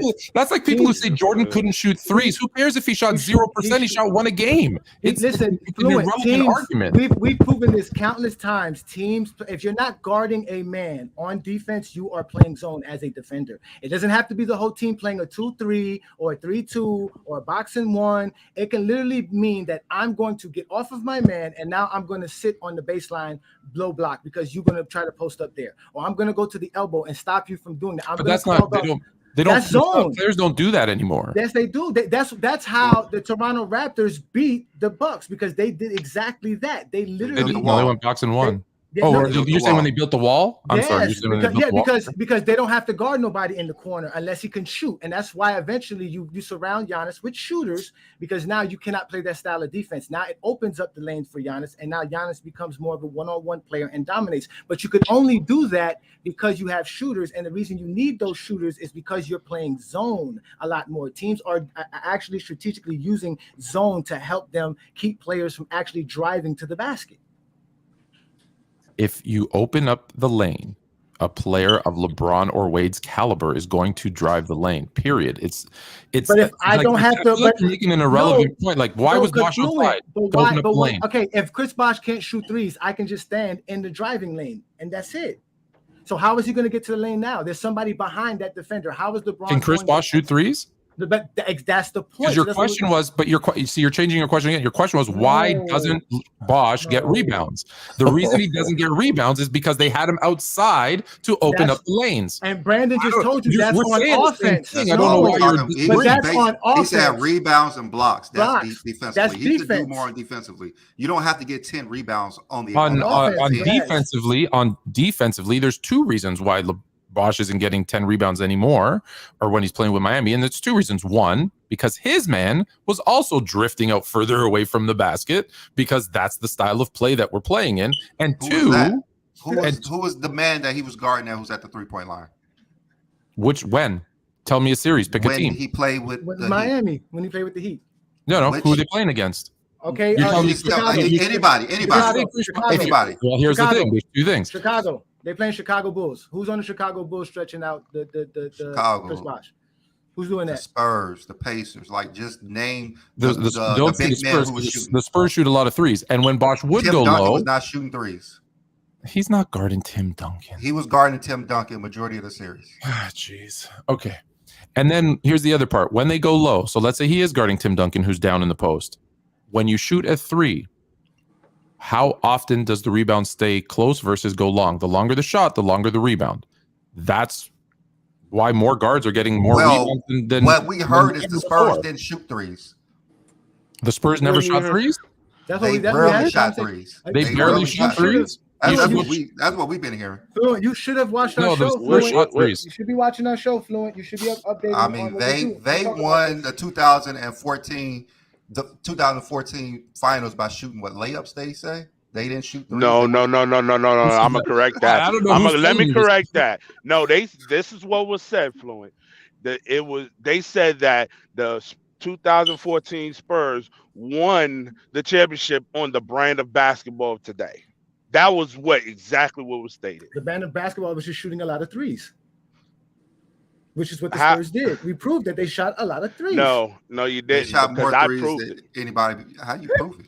Because the Spurs shot 118 threes for that series compared to even the losing team of the Cavaliers shot 167. So how is that the brand of basketball? Because they shot 23 threes per game. You still haven't proved to us that 23 3-pointers per game is not a lot of 3-pointers. That's what you fail to realize. That is not the brand of basketball because again, not today's brand, because today's brand shooting 34. That is not the brand of basketball. You never said that they shot the basketball like they do today. So I don't. Sorry, because I wasn't here. What's the argument? The Spurs have always been a team that has been one of the leaders in in terms of 3-point attempts. Always they do shoot a lot of threes. Absolutely. Thank you, Fluent. We absolutely. No, 23 a game for 2014 was probably just above the league average. It was top 5. Yeah, it was above league average for sure. Golden State the following year shot 27. Words what was said, Fluent. It was saying they said that the Spurs won the championship based on the brand of basketball of today. That's what was said. Again, that brand of basketball is shooting a lot of and spacing the floor, just like Fluent was talking about with the Heat. They spaced the floor so they could open it up. And when the Spurs spaced the floor, they were knocking down threes and getting a lot of backdoor layups because they spaced the floor. And that's Listen, the Spurs shot like 47% from three. It was outrageous. They was still the best they were ever. Efficient. So they were crazy efficient. So when you're doing that on a team, you're shooting that well. Yeah, you're going to keep shooting them. But they've always shot, like I said, high over the league average in threes. That's always been Popovich's kind of the offense that he ran. That's absolutely Fluent. That's exactly what we said. No, that's true. The conversation was about what Popovich said a couple of weeks ago, about a week ago, about how crazy that they should just add the 5-point shots or whatever. And we stated that it's funny he's upset, but he won with that style of basketball. He won taking a lot of threes. Well, no, but now he liked to be the leader in doing that. Now it is getting ridiculous. 36, 37, 40 a game. What did I say, y'all? Hold on, and they're not shooting 47%. So when you're shooting 35 or 36%, of course it gets ridiculous because what does missing three-pointers do, right? And the Warriors learned this in that series where that 73-9 Warriors team, right? What happened in those last 3 games that the Cavs won? Clay went cold, Curry went cold, or you want to call it choke, whatever you want to call it, but they went cold from 3. They went cold. And now they're missing a bunch of threes. What happens with threes? To my point, long rebounds. What do long rebounds lead to? Fast breaks. What do fast breaks lead to? Easy buckets. When you got a guy like LeBron James getting a rebound, outside of the 3-point line, he's got to take 3 steps, and then he's allowed to take 4. He's dunking it on you, and that's not the style of play. You're going to lose that game, and they did. No, or anybody, whether it's LeBron, Giannis, you don't want them getting out on the break. Like hell no. Of course I said exactly what you just said. That Popovich is just upset now because he's not getting the same amount of national players that he was getting before. Because they were the ones, like you said, they were ahead of the game. They were getting international players. They were playing spread basketball, shooting a lot of threes. Now he's upset because the league has caught up to him, and now he doesn't. Because you can't really coach defense on shooters. It's how do you? I don't really think he was that upset. He was just saying it's harder to guard them today. It's not. No, I think he was more. I think he was more. It's not an. It's for traditionalists. That's not that he's a traditionalist, but he kind of is. It's not a good brand of basketball when you've got your 7-footers like Cat trying to shoot threes all the time. When you got a guy like Jason Tatum, who if he doesn't shoot a lot of threes, is an MVP caliber player, and when he shoots a bunch of threes, he's an all-star. Like that's still good. But when you see Tatum shoot a bunch of threes and you're like, man, his game looks so different when he does that. That's what he's saying is too many people who can't do it efficiently have fallen in love with it. So I get what he's saying. No, but he said that they are just all great at shooting, and that's why I think his problem he was being sarcastic. No, because this is the thing. Because I stated this. It's very hard to stop somebody who can shoot threes that well. And again, if you can shoot 35% from 3-point land, a team would have to shoot 55 to match you and beat you on 100 possessions. If you just go by the analytics of shooting threes, that's why you need your shooters. You need the shooters out there, because look what Gobert is doing in Minnesota. He's hindering Anthony Edwards because he can't stretch the floor. He can't open up that space. It's easier to play defense versus someone who can slash like an Anthony Edwards when you have a Gobert who can't really shoot. So when you have a Brook Lopez, when you have an Embiid, a Joker who can hit those threes, it literally creates Brook Lopez now, because that's new for him. Yeah. He changed his game. He changed his game, so he can take advantage of it. Sorry, I want to go back to this chart for a second. Okay. Did you divide it by playoff series, or is this just totals? Oh, go to the playoff series. Go next. Go to the playoff series. Yeah, go to the playoff series. I don't even. I'm just curious. I don't know. I don't hold any weight to any of that, but I'm just curious. It's fine. No, but before we go to that chart, bro. No, I know. No, I'll explain it to you. The thing Popovich brought up about the 4 points and the 5 points, I believe he said that because the way he feels is that if they add that, players will start shooting that and they won't be that good at it. So it'll help the defense, right? So now I've got players taking more inefficient shots because they're just too efficient. They don't need to change. They don't need to change the game. They need to. I'm just saying that was a sarcastic. That was a joke he was making. That was a sarcasm. Yeah, that was a sarcasm. But let me show you what we have here. What we have here is LeBron James and Michael Jordan's playoff series versus the teams. And what I did was I used that criteria with all the what I just listed before, what you saw before with the accolades and the stats per game for that season, and I listed who they played against. And again, the green means the team had more of those 15 categories than either LeBron James team or Jordan team, and the red means they had less than LeBron James team or Jordan's team. The white means they were even, they were neutral. So if you look at it just off the top, you can see more red on Jordan's side, you see more green on LeBron's side. Name me the team you wanted to discuss, and we can find out why they don't have more or less. No, honestly, for me, this holds almost no weight, because when I talk about it, the competition and stuff, I talk about the team. Just because you might have had more individual players, cool. That doesn't, you look at many teams that try to put stars together, that doesn't always work. So it's a piece, but it's not something I would use in an argument. So how does LeBron have more help than Jordan? How do we use that? What made LeBron have more help then? More help? I don't really use that argument either, but if you wanted me to try to make a case. No, please do. Because the Jordan fan base says that. I would say that and again, let's be, it's funny because you may or may not know this. I'm not a Jordan fan. I am a Laker diehard Magic fan, and then Kobe growing up, and I actually hated Jordan after what he did to the Lakers in '91. But what I get sent is a lot more bad takes on a certain player that I just want to make people more fluent. Is Michael Jordan your GOAT? Michael Jordan is my GOAT, but by the narrowest of margins. So by that definition, when you come on GOAT James Kingdom, you take one for the team. So you are fine. All right. So if I was going to say how he had more help is in the years that he won.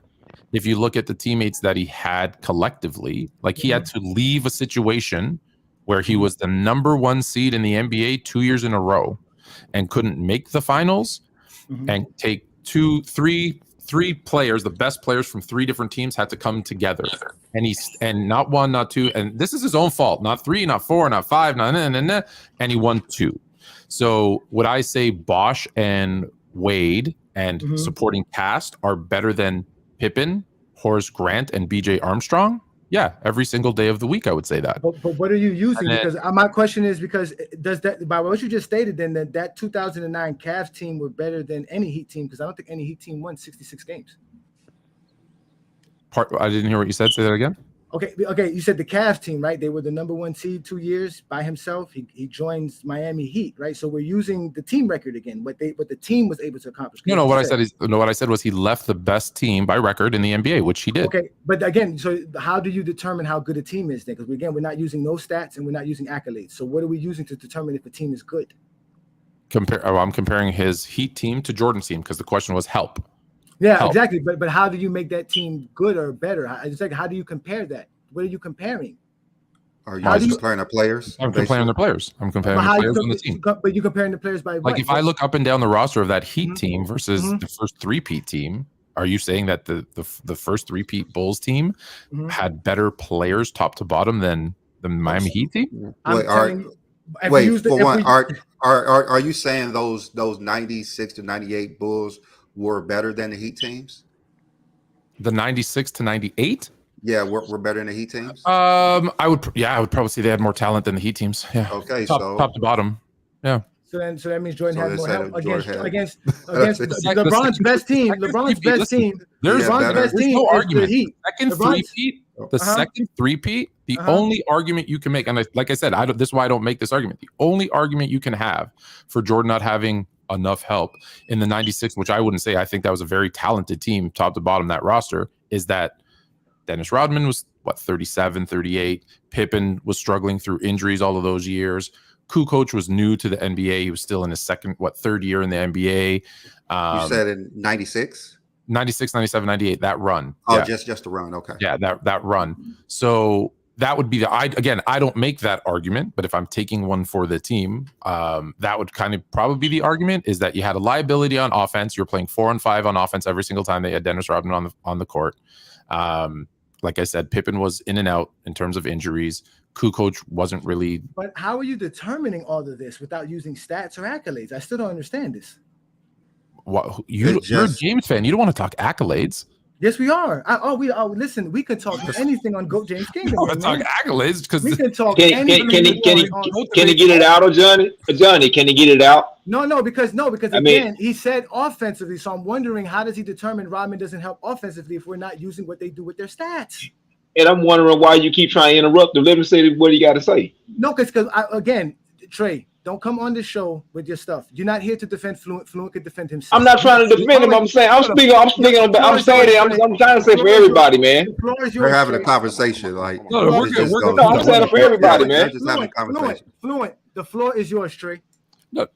Oh, Trey. Okay, go ahead, Trey.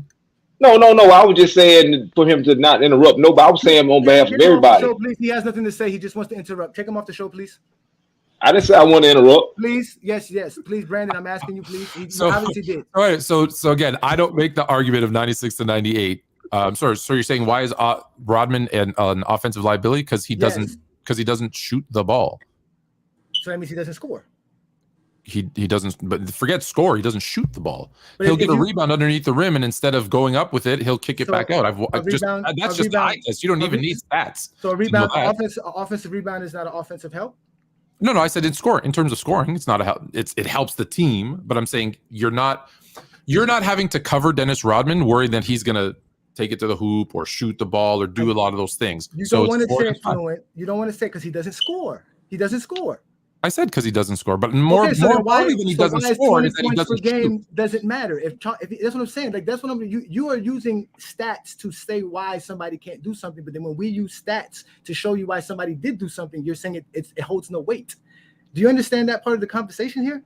When did I refute your stats? When you said that everything that I showed you with all the stats and the accolades that team showed up, you said it holds no weight. Yeah, I said it holds no weight in my So argument. Right. I'm showing you that even though Rodman didn't score 20 points per game, he was getting 10 rebounds. But he wasn't LeBron 20 points. He didn't- wasn't scoring 5 points per game. But LeBron is not getting somebody giving you 10 rebounds per game. He doesn't have nobody on his team that's the rebounder champ for the year. Okay, so That's the help. rebound That's help. I said help. again, to be clear, I said 96, 98. He had a ton of help, but you're That's making what me I'm saying. you're making me take one for the team. So I'm trying off the cuff to think of stuff because it's not an argument I would make. No, that's what I'm So saying. that's, don't. Here's the thing.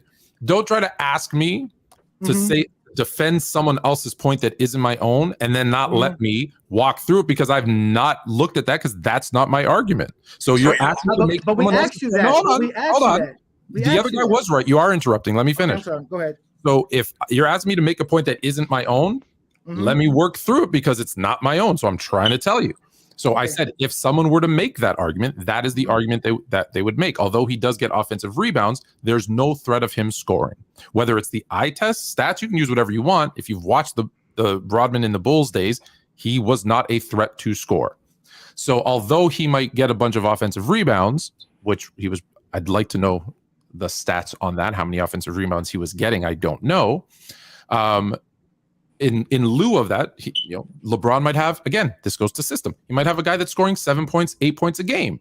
So he might not be getting the offensive rebounds, but he has a guy who's maybe a threat to shoot. Maybe he's scoring, right? So that's why I say you got to look at the totality of the team. I think the 96, 97, 98 Bulls he had a ton of help. Of course he did. He had Scottie Pippen, who, again, if I'm making the case, was hurt, but he had Scottie Pippen, who's a great all-around player. He had Tony Kukoc, who's a great player off the bench.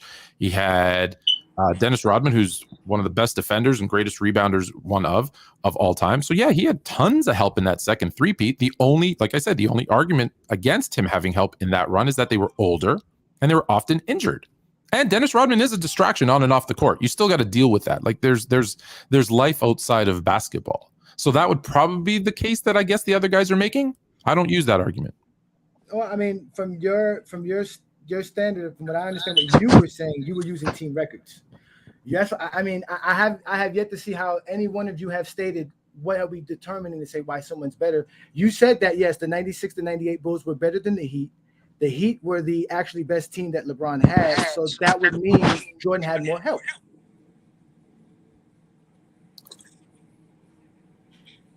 Say that again, because that didn't make sense. Okay, you already agreed that the 96 to 98 Bulls were better than the 2011 Heat, the 2014 Heat, correct? Yes. Okay, so that means Jordan had more help than LeBron because LeBron's best help was the Heatles. In 96 to 97, he had more help. Mm-hmm. In 91 to 93, he had less versus the Heat. No, but I know that your case. I know that your case is not just about championship years, because because your guy has your guy is one of only two players to have a losing record in the finals and be in the top 10 in anyone's conversation of top 10. Anyone's. He's only one of two. Correct. Fluent. We're not. So the team.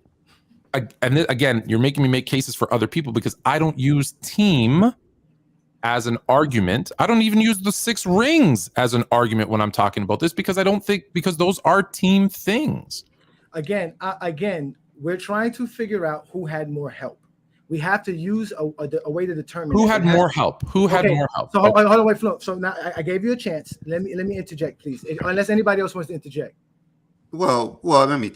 So what Fluent is talking about, he's just talking about he's not going by who had, the best roster, who's going by the teams they played up against. So that makes sense. We're not talking about rebounds, points. We're just talking about the best teams. So that is what Fluent is talking about. It just doesn't make any sense for him trying to make an argument that he doesn't believe in. He just say this is right. This is You're what we asking can. me to make it. So It's something that's not what I believe in, but I'm trying. We're going to keep going around in circles because that's not his argument. No, but my question is, how does he determine the team is the best team? What are we using to do that? From his basically eye test, I'm guessing. Okay, so that's what I'm saying. No, listen, right? The team it's a combination. It is. Look, you got to use stats too, but the best team, like for example, that chart you brought up, he had 20-point scorers. That doesn't make. I don't care if you have 4 players on your team that are all 20-point scorers. That doesn't make you a better team than someone that doesn't have any 20-point scorers. There's too many factors that go into it. So I'm going to look at stats, yes, accolades a little bit, but I'm also going to look at style of play. I'm also going to look at, there's role players who don't put up numbers that are important. Like Dennis Rodman is, hey, it's 4 on 5 on defense, but at the same time, Dennis Rodman isn't going to put up points, but he's important to your team. Bobby Portis isn't going to put up a bunch of points, but man, is he important. PJ Tucker doesn't put up a lot of points, but man, is that dude important. So when I say team, what defines the best team? All of the factors go into it. You're trying to make it one thing, and it's not. It's stats, it's accolades, it's style of play. It's literally everything that goes into it. So how can you determine who's the best team? The only way is to have them play. And anything else is just theoretical. Devontae, you want to chime in since you haven't said anything in a while? I'm fascinated by the whole argument, but I do have one question for Fluent. Can you hear him? You're kind of low. You're kind of low. Oh man. Okay, we can hear you now. Okay. When you said that you don't consider Michael Jordan's 6 rings the reason why he's the GOAT, then why is he the GOAT to you then? Because that's the only reason that I could see people make him the GOAT. No, if you're making someone the GOAT based on rings, then Bill Russell's the GOAT. Exactly. Yeah. I have Jordan as the GOAT by the slimmest of margins because when I look at every single thing, so and they're weighted differently. And don't get me wrong, rings are in there, but they're so far down at the bottom that if two people are in a dead heat, then you might say, oh, he has more titles. Okay, if they're tied with everything else. So statistically, offensively, defensively, again, by the regular stats, by advanced analytics, Jordan has the narrowest of margin. We're talking fractions of points here. And then I look at some of the intangibles. I use the eye test. Obviously, I use accolades, and then again championships. But those things are all weighted lower and lower and lower. Okay. Yeah. So when I say I don't use the 6 rings, I don't. But it's like, hey, there might be a 0.01 because he has 2 more. But that's not a deciding factor. I would never use that unless, like I said, if 2 people are tied, like I'll just generic. Player A and player B both average 20, 10, and 5 on 50, 40, 90 shooting. They're exactly the same. They both played 15 years. They both have the same all defensive, all NBA, all that kind of stuff. One has 4 titles, one has 2. Okay, fine. I'll give it to the guy with 4. So that's why I say I don't use that as an argument. Okay. Yeah. But let's be clear. It's close. Like, for example, offensive rebounding. It's one that's super close. So I use that as an example. When you look at it, they both, I think, say 0.8, right? But if you break it down further, Jordan is, because you have to get, because these 2 guys are so close that Jordan is actually 0.812 and LeBron's 0.791. So yes, when you round it to the 10th, they're tied. But because it's so close, you got to go to the 1,000th. And that's where, they're rounding up for LeBron. They're rounding down for Jordan. So I give him a hair. It's almost nothing in the algorithm that I use. It's a hair. When you look at advanced analytics, literally, in some cases, there's a difference of 0.02 between the 2 guys. It is so, that's why I say whether you have them 1, 2, 2, 1, I don't care. That's where they are. But it's the narrowest of margin, and it's going to come down to preference. For me, there's a couple of things. One, again, you have to go to the negative because both of these guys do a million positive things. So you have to go to the negatives. What are the negatives? When I look at Jordan, the negatives are he didn't play through his prime. He retired a couple of times, and you're probably I don't hold this against him, but most people do. Not a great 3-point shooter, about average for the league. When I look at LeBron, I do see negatives. I do see the turnovers. I do see the free throw percentage, I do see a collapse in the finals. Now, again, I hold that to the narrowest of margins, but it's something he can't avoid. So when I go through and do, I don't know if you've ever done I think it's called, what is it called? The Columbus? I don't know what it's called. Anyways, where you go and do all the pluses and minuses. Again, by the narrowest. Like if I were to make it a mathematical equation, it's like if Jordan was a 10, LeBron's a 9.999999999. Like it's that close.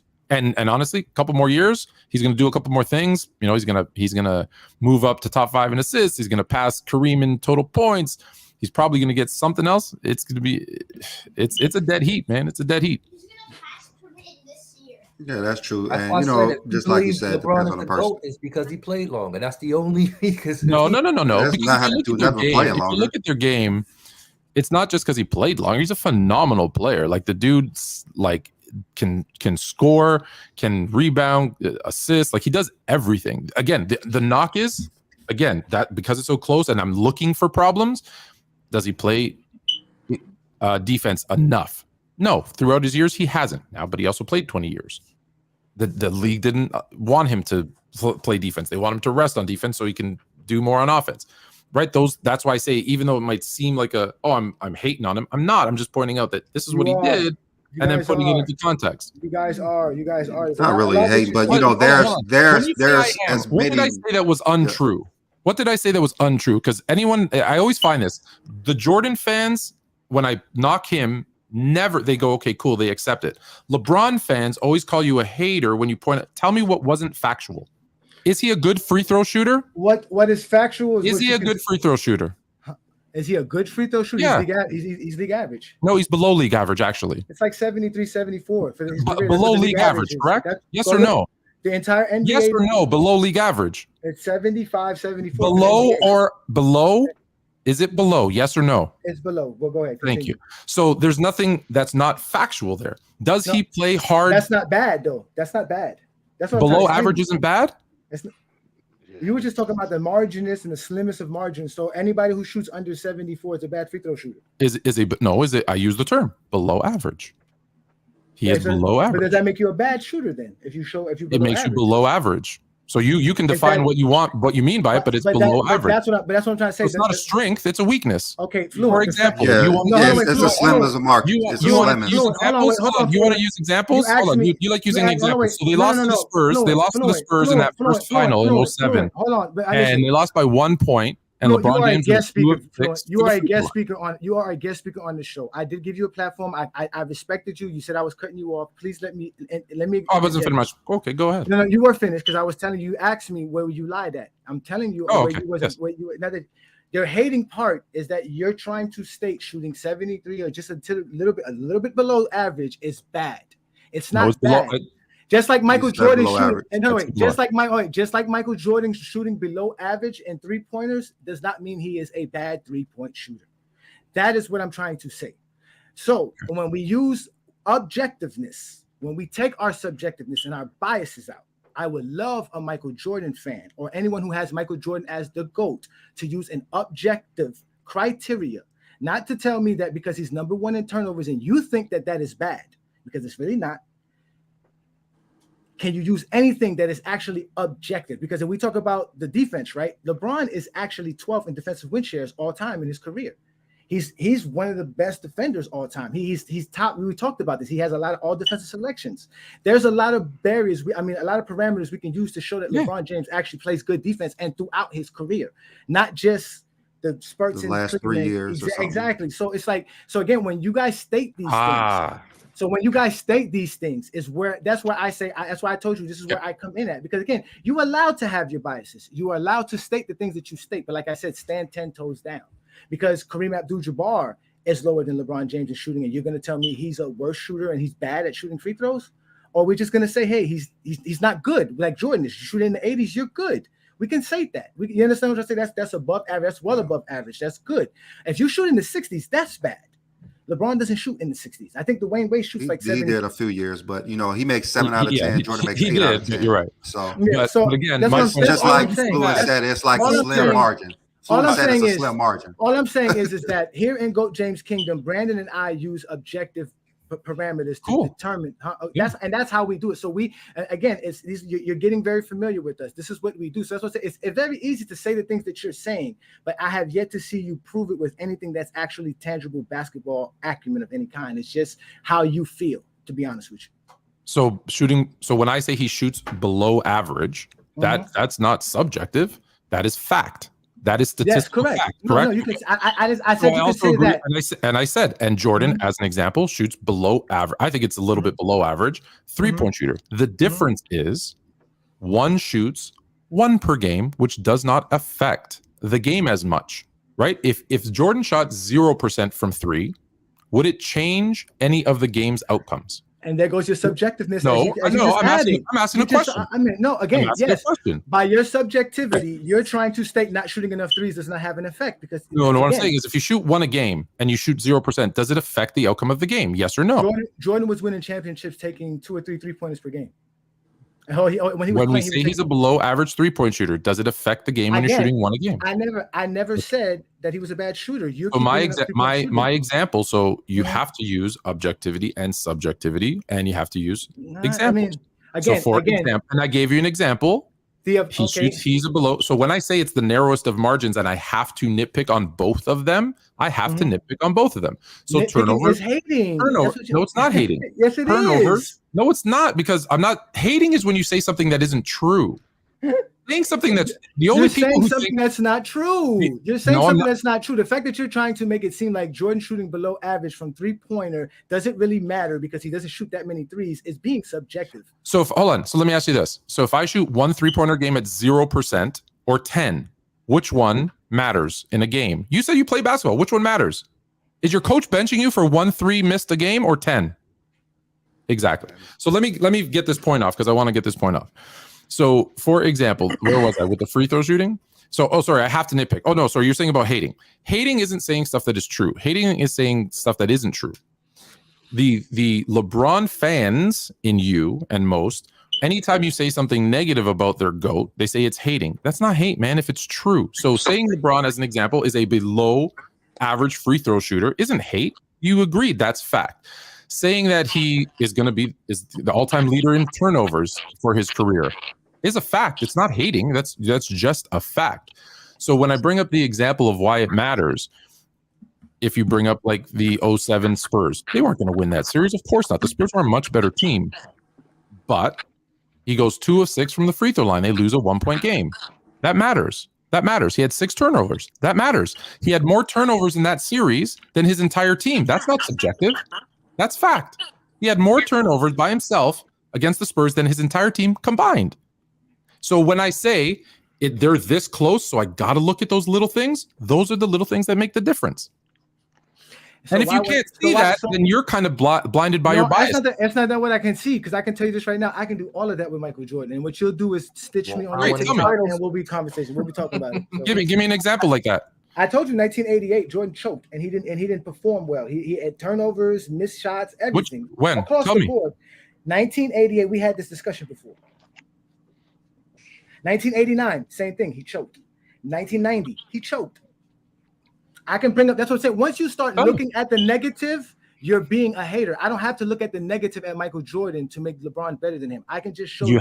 You have to look at the negative and the positive, or else you don't get the full picture. Because this again. The fact that you bring up him having the most turnovers does not state LeBron James is bad at basketball.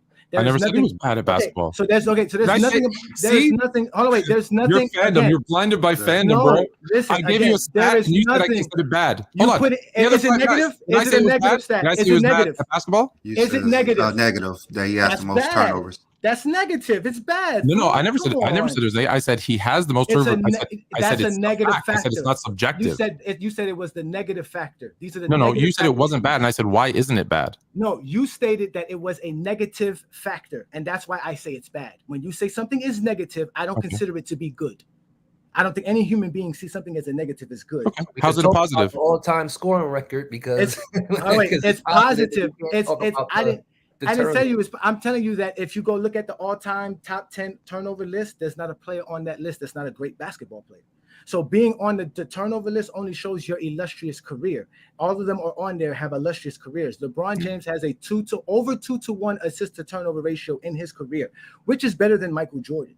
So that means at passing the basketball, we use that. Michael Jordan is not as good as he turns over the ball. Okay, so you only use stats. No.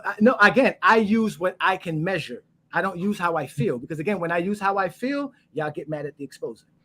So when you say so you're not using the system. That's what I'm saying. I can tell you what I use if you would like. I use everything. Yeah. No, exactly. I can tell you everything. I use stats, I use accolades, I use achievements, and I use game impact. My game impact is my subjective factor. Like Michael Jordan quitting twice, that's a game impacted thing. I don't that makes he quit twice. He quit. Do you know what the definition of quit is? Yes, when you retire from something, that means you quit the job. That's quitting. Because you're defeated. No, well, defeated by what? He wasn't defeated. He wasn't defeated, man. Quit is a negative connotation because you leave something because you were defeated. You can't quit as a champion. What? He did not quit. He stepped away from the game. Your subjtivity tells you. No, that's the Webster's dictionary. My subjectivity says when you walk away from the game in your prime, you quit. Like Barry Sanders did, like Jim Brown did. They quit. It's not quit. Quit. No, Barry Sanders maybe he was defeated. Of course, he had no offensive line and they couldn't win, so he quit. Sure, but you can't. Was defeated too. When you retire as a champion, how are you defeted? Because you were defeated by the media. You were defeated by being the face of the media. That's very subjective. No, that was Jordan's words. He said, I was tired. He was exhausted. Oh, I thought he said my dad died and he wanted me to play basketball. He was quitting before his father passed away. That's what Jordan said. Jordan said he was quitting before his father passed away. Everything we bring up. Listen, everything we bring up in GOAT James Kingdom is backed up by actual facts. We don't like to go to that. We don't have to go to Michael Jordan retiring. We don't have to do that. How is that a negative? You said it's a negative. How's it a negative? I told you I can make it a negative with my subjectivity. I said that's where my subjectivity falls in. But if I become objective, I don't have to count that. Even with that, if I go by just my straight objective thoughts and what I know about basketball, including stats, accolades, and achievements, LeBron James trumps everybody. And in fact, if I really, really wanted to do it, Wilt Chamberlain does everybody. But Wilt Chamberlain is actually better than Jordan as well. And I still want to challenge any MJ fan to create an objective criteria and show us how Michael Jordan is the GOAT of basketball. Brandon and I have done it multiple times for LeBron, but we have yet to see anybody in the Jordan. They always use a subjective thing, like you said, negative things and all these little nuances. Yeah, because all of those things matter. No, it matters to you. Things matter. It matters to you. No, if you only use numbers, okay, that you can measure, that is a part of basketball. But just because someone does something more than someone else, it doesn't make them a better player. That's hard. Because I guarantee you're probably not consistent with that. Okay, who's a better scorer, Kevin Durant or Elgin Baylor? I believe Kevin Durant has more points than Elgin Baylor. So I would say Elgin Baylor has more. So Elgin Baylor's a better scorer? Yeah, he has more points than whoever has more points is a better scorer. You don't ask me that question. Anybody who has the most points, you cannot be better than them. They have more points than you. Incorrect. See, so that's what I'm saying. You can't just use numbers. You got to look at everything. You got to look at everything. And some things are. Listen, some things. What are you going to make? How is Kevin Durant better? No. How is Kevin Durant a better scorer than Elgin Baylor? He averages less points and he has less points. How is he a better scorer? Because when you look at who's a scorer, he's more versatile and he's significantly more efficient. You're using a subjective something that can't be measured. We can't measure none of that. That actually makes sense. Efficiency. He's more. I can absolutely measure efficiency. Listen, again, I'm not saying you can't say that. I'm saying by you saying just said that I can't, and I just did. I'm saying to be objective. That's not objective. Efficiency. That's not efficiency. Okay, that's what he believes. He believes that Kevin Durant's more versatile. And versatility. Hold on, and versatility is objective too, because I can tell you how many threes he shot, how many mid-range he shot, how many dunks and layups versus Elgin Baylor, who didn't have threes, so didn't shoot any threes. No, we can't see how many mid-range jumpers Elgin Baylor hit. You can go watch. You can go watch. They don't have all his games. They don't have all his games. But still, I know. But that's it. But it doesn't. So you see what I'm trying to say? You can't measure it. But I still use efficiency. I can measure efficiency. Listen, again, we've always stated you guys can have your biases, but stand on that. That's all we ask. So again, if you want to say, let me ask the other point. Versatility, you can say that. But I'm just saying that's. So when you're rating a player, and I don't know if you've ever scouted. So again, I don't know. Have you ever heard of intangibles? Intangibles can't be measured. So that's why I say you can't just use numbers because it only tells you part of the story. I get you. But just because you tell me what somebody's intangibles is, it does not make it better than if somebody told you this guy averages 10 rebounds per game, or this guy's taking 2 blocks per game, or 2 steals per game. However you want to say this guy's quick, he's agile, his court vision, his IQ, all of these things. That is something that all matter. You cannot pinpoint it. He gets on the basketball court and doesn't do that. You can just say, well, that's just what I saw. But if we want to go down to what he does, what he produces, and most scouts will tell you that, yes, they go see the player because, again, the paper is one thing. Looking at the paper is one thing. So let me go see how this player is. I need to see his character, how he reacts and responds in certain things. That because you're paying him. There's a lot going on than playing basketball. You are more than just a basketball player. When you're a basketball player, you have you're under contract. So I get all of that. But again, those are all subjective things, and I get that. That's all I'm saying. But you have to use subjective things. But they could be wrong because if you tell people why Kobe Bryant didn't get picked early, they'll tell you because he was too young. These are all subjective, and they were wrong because his work ethic, how he did everything that as far as his basketball skill was on par to be -- pick. But they because of their biases and their subjectiveness, Kobe got drafted 13th or something like that, or 7th, or whatever he got drafted. 13. Because he went to the Lakers for blind. Yeah. I mean, the Clippers literally said, we can't draft you because you're a high school player. They didn't look at looked foolish. Yeah, they were dumb. But that's all I'm saying. That's what makes this a debate, because you have to add subjective things to it, because there's no way to measure two players strictly on the numbers. Because I can show you a list of numbers that Bird's better than LeBron. Do I believe that? Hell no. Not but overall, I can show it to you. You won't get an overall scope of that. No, it won't be an overall scope. No. I can use numbers. I can use numbers. I'm saying I can use numbers to make a point. Is what I'm saying. No. And so, because if you have a 20 22-point scorer and an 18-point scorer doesn't necessarily mean the 22-point scorer is better than the 18. There's again, for me, we have different criteria. For me, stats, advanced analytics, accolades, intangibles, all of that stuff matters, and I put it all in. If you just want to use stats, hey, more power to you. That's just not how I'll do it. No, Fluent, you just watched my graph. I had everything. I didn't just have. You didn't have everything. You didn't have. I did. I had accolades. You set benchmarks. You set your own benchmarks without adding any context to it, to do with any era, to do with nothing else. But nothing. Again, what you consider context is you adding your biases. Context, No. No, context is additional information. Jimmy High Roller. Jimmy High Roller did, if using your numbers, Jimmy High Roller did a thing where how many points all of his teammates scored versus Jordan's teammates, and LeBron's teammates scored way more points than Jordan's. But you don't want to do that. You want to cut it off at 20 to prove your point. So you do have a bias, and here's why you have a bias. You, instead of looking for the truth, you're looking for ways to prove your point. So if you take that away, because it's subconscious. I minored in psychology. I'm telling you, I can see it. So instead of trying to prove your point, that's what you're doing. I'm trying to prove a point. Don't stop for a second. Eliminate the names. If you just want to look at numbers, eliminate the names. Pull it all together. All the stats. Yes. You might come out to the same outcome. You might not. Yes. And again, if we do that, again, like I told you, we can. And again, that's not how I would do it. I would not do it that way. Again, the way I've done it, I've simplified it. We cannot simplify it because, like you said, people want context. You can't simplify it. It's complicated. When we add context, like adding the amount of points per game a player can do in 10, because I've never heard somebody tell me a 10 rebound per game player is a bad player. I've never heard somebody say somebody that scored 20 points per game can't play the game of basketball. So to me, that means you're a good player. And that means if that player's on a team, that helps the team become a good team. So I didn't just say like how you said this team is best just because you want to say they're the best. If you have these type of players doing these type of things, you have a good team. If I was a coach and you told me to assemble a team and you told me, can I have a 20 point per game player or a player that average 16? I'm going to take the player that average 20 points per game. But one player doesn't make a team. I understand that, but that's why you have to add all of it together. That's why I said all of it, because there were teams LeBron James faced who had 3 20-point per game players. LeBron's never had that. Jordan's never faced that. Like I always tell people, it's not to prove a point. I don't have to prove a point because I'm using facts. I'm using, like I said, it's not my biases. Me using basketball accolades and achievements is not my bias.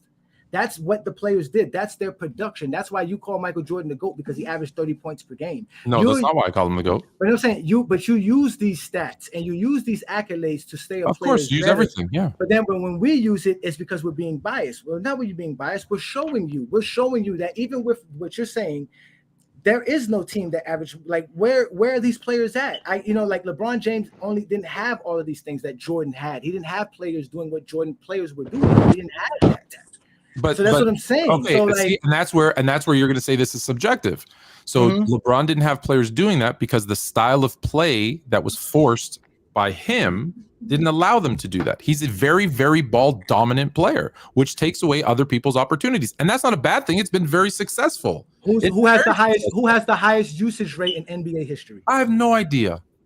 You was Mr. Analytics guy. It is Michael. I'm not Jordan. Mr. Analytics guy. No, I'm not. It's Michael Jordan. So that means Michael Jordan has possessed the basketball and ended the play with him having the ball in his hands more than anybody in NBA history. But that makes sense because he takes the most field goals. Of course, it makes sense because you're using your biases. So for LeBron, it hinders his players. For Jordan, somehow it didn't hinder his players. His players were still able to do their job. But somehow LeBron James' style of playing, which was way less than Jordan as far as controlling the ball and being. But you say you use objectivity, right? So that's objectiveness. That's objective. So let me ask you. So when a guy goes from being on another team to being with LeBron, do his numbers go up or down? It depends on who it is. Not everybody gets up. Some players go up. Some players go down. Mario Chalmers played better with LeBron than if he didn't play without LeBron. Chris Bosh, Dwayne Wade, Kevin Love. Bosh, of course, they all went down because they was later in their career. But again, like the Bulls, Horace Grant and B.J. Armstrong was all-stars after Jordan left. So it goes both ways. Exactly. See, that's what I'm saying. I will fight you tooth and nail about the All-Star thing for B.J. Armstrong. No, but their stats got better. That was fan voting. But so don't use the All-Star. But Fluent, did their stats get better in '94 from '93? B.J. Armstrong's, I think, were pretty similar. B.J. Armstrong's were pretty similar. They're pretty similar. They were pretty similar. They were. Did Grant's numbers get better? Grant's numbers got better. Yeah, he took more shots. Of course, you're taking 20 field goal attempts off the board. But that's my point. No, but you brought up that point. I didn't bring up that point. I just explained to you that even without the 20 points per game stuff, because you're talking about points. No, but you're saying the other players' stats. You're saying the other players' stats that makes them better than the teammates, and I'm saying it. The style of play, which you're going to argue is subjective, the style of play makes a difference. Are Nash's numbers not inflated because he played in a 7-second offense? Are Harden's numbers not inflated because he played in a 7-second offense? Of course they are. The system matters. Inflated is a subjective term. BJ Armstrong inflated is a subjective term. In his career after Jordan left. What's that? BJ Armstrong averaged the most points in his career after Jordan left. Again, I agree because 20 field goal attempts a game disappeared. So why would you use that against LeBron and his teammates? That's what we're saying. That's what because you said the other guy's numbers are higher. While they were with LeBron, again, they're not. They're lower. No. Why are they lower? Because he takes those opportunities away from them. Like Brandon said, though, that happens with Jordan's teammates. But still, while they were with Jordan, with Jordan's teammates, the scoring, the field goal attempts go down because he takes more field goals, but the other things go up. Does Pippen have as many assists without? I don't know. Does he have as many assists without Jordan? Yes, he does all of that more than Jordan. He shoots more, like you said. He does more because the usage rate goes out of the door. Somebody whose usage rate is 30. My only point was that when LeBron is on a team, he's so ball dominant that it brings down the other stats. You agreed with that. So to try and compare the teammate statistics when I don't agree. Fluent, I don't agree with that because my stance isn't that LeBron James teammates stats go down because of him. I'm telling you, LeBron James teammates are not as good as you guys want them to be. They're not good enough to get 10 rebounds per game. They're not good enough to get 2 steals per game. They're not good enough to get 30 and 30 game before playing with LeBron. Having one. Are you saying Wade and Bosh and Kyrie and Kevin Love and Anthony Davis aren't good players? Is that because that's what it sounds like you're saying? That's not what I said. I'm telling you, while they were playing with LeBron James, they didn't produce as much as Jordan teammates produced for Jordan, and that's why he had less help. They did not do the things that you can consider better than Jordan's teammates team did. Nothing. Like even if you go to accolades, all of these things, besides the all-star selections, LeBron James teammates did not do more. Scottie Pippen, Dwayne Wade averaged 2 more points per game than Scottie Pippen did in those 4 years, and when Jordan had Scottie Pippen. So by your standards, he's better then. No, because I already tell people more. No. So more only counts on the other side. It doesn't count on this side. No. Listen, no. That's what I'm trying to tell you. They only bring up that factor, but then when you bring up the things like Scottie Pippen getting steals per game, Dwayne Wade's not doing that. When you're talking about Scottie Pippen making an all defensive selected team, Dwayne Wade's not doing that. Is Jordan a better defender than LeBron, or is LeBron a better defender than Jordan? If we go by the metrics of what we go by, yes, you would say Jordan's a better defender than LeBron. Okay. Yeah. So Jordan's a better defender. Yeah. And a better scorer, or no? No. He's not a better scorer. No, LeBron's the better scorer. Why is he the better scorer? Because LeBron's about to be the all-time scoring leader. But so we're counting all time. Yeah, everything we do here is all time. Okay. The GOAT conversation is greatest of all time. Who's the best point guard of all time? Who's the best point guard of all time? If we go by just the stats and what a point guard is supposed to do as far as passing wise, nobody's better than John Stockton. And you stand by that? I stand by that. Objectively, yes. Subjectively, I can't make him that. I can make Magic subjectively better than Stockton. Okay. So today, I can't. So today, who's the greatest scorer of all time? Kareem Abdul-Jabbar. I told you we stand 10 toes down around here, brother. But they just had an argument about the competition, and you just said the best point guard Jordan played in the finals twice against. No.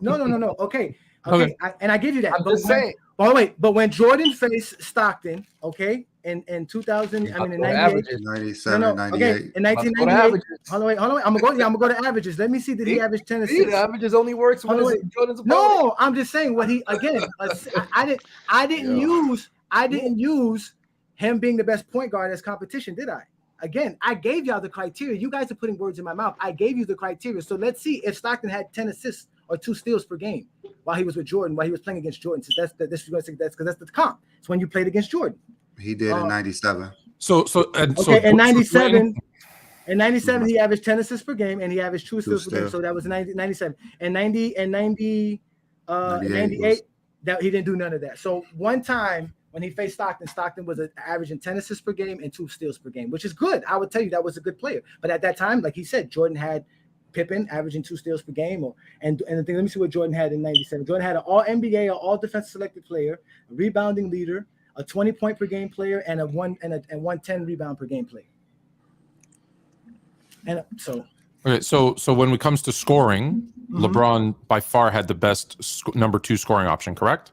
yes, he had more 20-point per game scores than Jordan did. So we would say that yes. Yeah. Okay. And scoring, yeah, we talk about just scoring, yeah. But like you said, that doesn't make you basketball to score more points than other team, right? yeah, but there's also defense. But there's also defense. Stop There's the team from scoring. Exactly. So that's all we're saying. So Fluent. You're not wrong when you say you have your, So is Kareem your GOAT today? No, but why? Kareem's not He's the GOAT. scoring leader, the rebounding leader all time. Why isn't he your GOAT? He's not all time. Will Chamberlain, the rebound leader. Will Chamberlain's rebounding. Will Chamberlain. Again, we did an objective list, and when we did the objective list, Michael Jordan placed second in your list, right, Brandon? Yeah, second. He placed second on my list. He placed third. Kareem ended up being fourth on my list. And where was Kareem on yours? Fourth or third? He was third. I thought you had Wilt in front of him. No. No, it was Russell was third and Kareem was fourth. That's what it was. How was Russell third? Because What he had he a did in the criteria. playoffs. Because statistically, Russell's not third. How is he third on your? 16 and 22 is I great. mean, 16, he 16, had. 22 and 4 is great. I mean, Playoffs, the greatest playoff performer. He 11 titles. He dominated the playoffs. No. But that's the accolades. You said you don't count that. No, we do count accolades. We just said No that. one never said. No, you said you didn't. You said objective. All you do is because accolades are subjective, so you can't count them. Again, if you would watch, It's voted by. Hold on, it's voted by NBA media. the How is that NBA not media. subjective? The NBA media that has credentials. They earn right. These are beat writers for the NBA. They watch the NBA. They don't night to believe night. those But they're they also have biases. No, and we stated that before we Yeah. started the show that they do have their biases, but we still honor and recognize their selections for the players that they chose. But why? Because it is subjective. Because you No, don't know the criteria they use. They might not use stats like you do. And no, in some cases, well, more than likely they use stats. So as an example, I've talked to multiple voters. They do not. they I don't know how many you've talked to. I've talked to multiple of them, and they do not. They use something. So what are they using? Most of the time, they're eye test and who they like. They've actually said, "I won't vote for this guy because I don't like him." They've actually 4 of them told me this year we're voting for Jokic because we like him more for MVP. So all of his stats and accolades have nothing to do with it. I like At him all. more. Wow. Okay. Okay, Fluid. So Fluid. I'm Let me get back to They Fluid. don't base it on stats. They don't base it on. Okay, let me get back to so Fluid. Okay. So okay. Fluid, where would you rate Bill Russell all time? Bill Russell for me, I believe, and I'm now keep this in mind. I have a new one dropping on Wednesday. I have a new top 10 on Wednesday. I have Bill Russell on my last one that I did, which is old. It's about a year old. 11th. Well, what would you rank Wilt Chamberlain? I have Wilt Chamberlain. I believe I'm going by memory because I don't have it in front of me and I don't have a good memory. I think he was 7 or 8. Oh my 7. How is Wilt 7? Wow, bro. I told you that's insane. That is completely insane. The 3 most. You know why? Here's why for me. Again, because I tell you, I use everything. I don't just use one particular brand. But here's the thing with Wilt. Wilt for me gets a knock because his playoff performance always dips significantly from his regular season. And that's not true. When it matters most. There goes the biases and subjectiveness. Wilt Chamberlain, and we're going to use context. If we're going to use context, Wilt Chamberlain decided to stop scoring because the teams that he played on, he just stopped scoring. He started passing the ball more. That's not my fault. No, his early. I decided to stop shooting. But that's what I'm saying. You should know. But see what I'm saying? See, so because he couldn't average 30 and he was averaging 18, it's a problem because he still averaged 20 something. But now you're saying 20 something points per game doesn't matter. You see how you let stats? You see how you let stats? No. I said if you average 30 points a game during the regular season. Mm-hmm. But you don't use stats. You use total stats. So go look at his total numbers. No, I do. Tony Parker has more total points than him in the playoffs. So Tony Parker is a better playoff scorer than Wilt. Say it. Go ahead and say it. Hold on. Go ahead and say it. Listen again. Go ahead and say it. Listen, I'm gonna tell you. Actually, wait. Let me ask you another question. I'm going to say it. I am. No, let me expand it first. Let me expand the question. Hold on. Let me expand it. Let me expand it. So Tony Parker has more playoff points than Wilt Chamberlain, Larry Bird, Steph Curry, Dwayne Wade, and somebody else. So he is a better playoff scorer than all of those guys. Yes or no? He has more points than them. I say Yes, yes. he does. Yes, I say yes. You say He so. has- I want to he hear because has- I'm going to clip this. Say Okay, Tony okay. Parker's a better Listen, playoff scorer I than know, Will listen, Chamberlain, listen. Larry Bird, Steph Again. Curry, Dwayne Wade, and Dirk Nowitzki. Again. That was the other one. In the playoffs, Tony Parker has more points than those players you named, so that makes him a better scorer in the playoffs than those guys. Perfect. Thank you. I Okay. appreciate that. But Yeah, that but don't it's- make him a better player No, all we know- around than those guys. Just No, we asking. know that. No, we know that. No, we know. He said scorer. Again, I said we're talking score. about I said I scorer. wanted to ask score. Okay. We're talking about scoring. So again, like I said, he said I have to find a knock. So you have to find knocks to put players down, which is why y'all get called haters and y'all get mad to be called haters because that's what you're doing. Because instead of just being objective, like we were, and when we become objective, we literally see Bill Russell and Wilt Chamberlain are not only one of the greatest players ever played, they are top 5, guaranteed. You have to be subjective to take them out of the top 5. Okay. Karl Malone's a better scorer than Will Chamberlain, correct? He has more points than him, correct? Yep. If you're we can go Just down want the to be clear. list. I just want to be clear. We can go down the list. Michael Jordan isn't the greatest scorer because he is 5th all time on the scoring list. Okay. As of today, Dan Issel is a better scorer than Kevin Durant. Yep. Correct. I just want to make sure we're clear. Dan Issel has over 25,000 points Yes, sir. He does. 27,482. for ABA and the NBA, right? Correct. Oh well, Dan Issel is a better scorer than Kevin Durant. Thank you for pointing that out. That's a great player.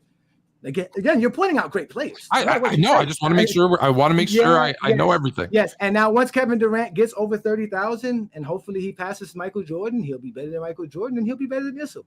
Okay. So we don't look at per game. We only look at longevity. Per game does matter, but let me ask you a question: who's a better scorer, Ray Allen or not Ray Allen? I'm sorry. No, not Bradley Beal. I'm gonna bring up Bradley Beal. What was the one that you bring up? Who's the other player you had? For which one? Okay, yeah. Which Who's the position? for the point guards? Who's For the point guard? Stephon Marbury. And it was Jason Kidd. So Stephon Marbury is a better scorer than Jason Kidd. Stephon Marbury. I got to look at the numbers, but off memory, I'm pretty sure Stephon Marbury. Or Gary Payton. I would say Ray Allen is. I would think he's a better scorer. No, Gary Payton. No, because it was Ray Allen and Bradley Beal. Well, the same thing, like Ray Allen versus Stephon Marbury. Who's the better scorer? And I just want to be clear on the hate thing. So if I go to your page, I'm not going to find you saying anything negative about anybody, correct? Oh, I'm the exposer. I like to be subjective. So you're a hater. Okay. No. No. Wait. Again, I stand 10 toes down. These guys have heard me say stuff about Kobe. I call myself a Kobe hater. Yes, if I'm hating, if I'm using subjectivity. So was it Ray Allen versus who? Ray Allen versus Marbury. Bradley Beal Bradley Beal. Ray Allen versus Stephon Marbury. Who's the better scorer? Yeah, who's the better scorer? Is Stephon Marbury average more points? No, like I said, I got to look it up because I admit to everybody, I don't have a good memory. I always have. I believe Stephon Marbury averages 1 more point. I'm not sure of his splits though. Is Glenn Robinson a better scorer than Paul Pierce?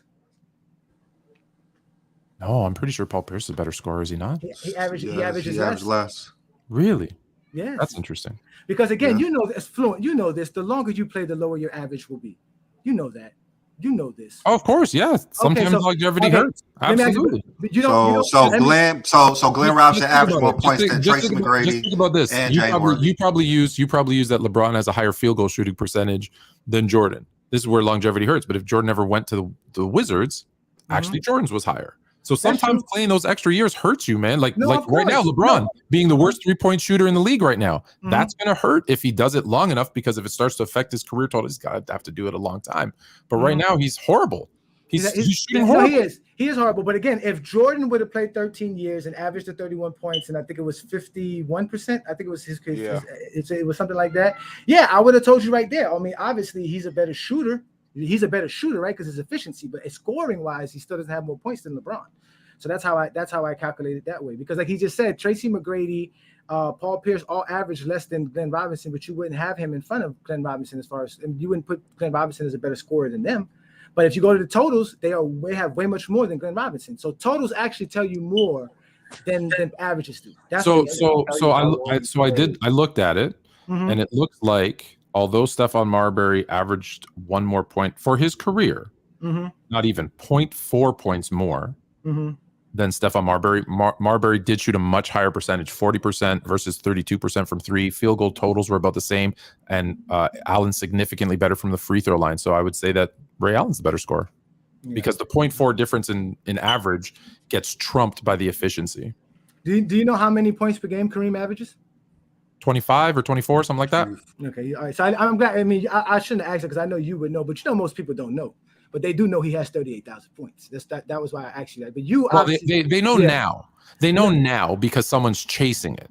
But I'll tell you, in the 90s, come on, man. In the 90s, no one was talking about Kareem's 38,000 points. Every time Kareem was brought up, 38,000 points and being the all-time scorer was always brought up. It's the most prestigious record in NBA history. Come on, Fluent, stop it, man. Come on, man. It's the most prestigious leader. Man. Come on, man. We all know that. Do you remember? I don't know how old you guys are, but do you remember them talking about Kareem's 38,000 throughout the 90s and early 2000s? No. Yes, I do. I remember when he broke the record, and yes, we talked about it a lot, and then we didn't, and then I vividly remember in the 2000s we never talked about it at all. Every time Kareem's name is brought up, I know more about him scoring 38,000 points and being the all-time scoring leader than him being a 6-time champion, a 6-time MVP. Those things that's one of the first things people ever say about Kareem Abdul-Jabbar is that he's the all-time leading scorer. All-time leader, but they say 38,000 specifically. But that's what I'm saying. But that's what I'm saying. 38,000 is the number because he was the only one. Nobody ever thought anyone else would reach 38,000. So all you had to say was all-time scoring leader because that was the number, 38,000. So that's what I'm saying. So I mean, no one ever thought it because, and mind you, you said that in the 2000 when Karl Malone was about to get there, they were talking about it then too. But Karl Malone got injured and he retired, so it was no longer a threat. It was like that's it. No one's going to ever reach it. If Michael Jordan couldn't do it, why are we going to talk about it? That's what it is. He said in the 90s though. No, he said in the 2000s. He said 90s and 2000s.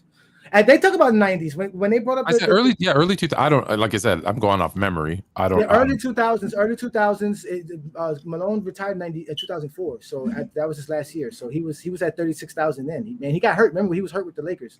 He couldn't play anymore after that. That's it. He retired. So he was going to threaten it because he was only 2,000 points away. He plays another year or two, he could have broke it, but he was retired. But that's when they brought it up back then too. Again, it is one of the most prestigious awards. I mean, not awards or records in NBA history. We all know that, man. Let's not. Let me ask you this. No, listen. I've said this multiple times. LeBron's peak longevity is second to none, and we will never see it again. That's what I don't think we'll ever see it again. And you know what? We're gonna finish the show with this because, guys, this was a great conversation. We've actually gone past our time. Fluent, thank you so much, and all you guys, thanks so much.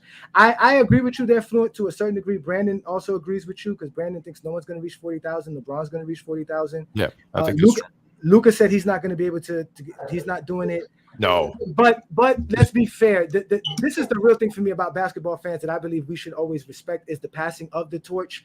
Eventually, LeBron will have to pass the torch. So if it's in the longevity category, there will be a player that will give us something similar to LeBron to where we're going to discuss it. Whether it's 20 years from now, 40 years, I don't know that I'll be alive. Yeah, I don't know if we'll be alive for it, but I do think that every record is made to be broken. It just evolves. We never thought somebody could dunk from the free throw line, right? And look at that. We got high school players dunking from the free throw line. So it's yeah. They were doing that in the 70s. But I'm just saying it was rare though. I'm just saying it was rare in the 80s when Jordan did it. It was in the 80s when Dr. J. Sure. So again, there wasn't many. Yes, there will be a player one day to challenge LeBron. It will be a heck of a player, but I can never say LeBron's never going to be able to pass it. He won't be the GOAT forever. From Jordan's era till today, there's 2 billion more people on the earth. I'm sure we'll find someone new. All right, so everybody can have their last take. We'll start with Ralph and then go down the line from Craig and Devontae and then Sports Fluent, and then we can get up out of here. So go ahead, Ralph. Which is the last take. I want to say this was a whole lot better than last week. That's my take. That's all. Well, what I missed last week, I just a lot of arguing. Listen, I always try to be as respectful as possible because it's nothing personal, bro. It's nothing personal. Exactly, and that's why when Ralph asked us for you to join the program, we had no issue with it. You know, we've debated on TikTok before. 100%. That's fun, bro. That's fun. It is all fun. I am an entertainer. I am a little eccentric. I would agree there. But last week's show was a little bit hectic. We got to this point, and it really got hectic. So, Craig, your turn, brother. Go ahead, brother. You're muted, Craig. Sorry, I had to mute. My son just came in the room, but I said I really have nothing to say. But like every week, I just prove my point.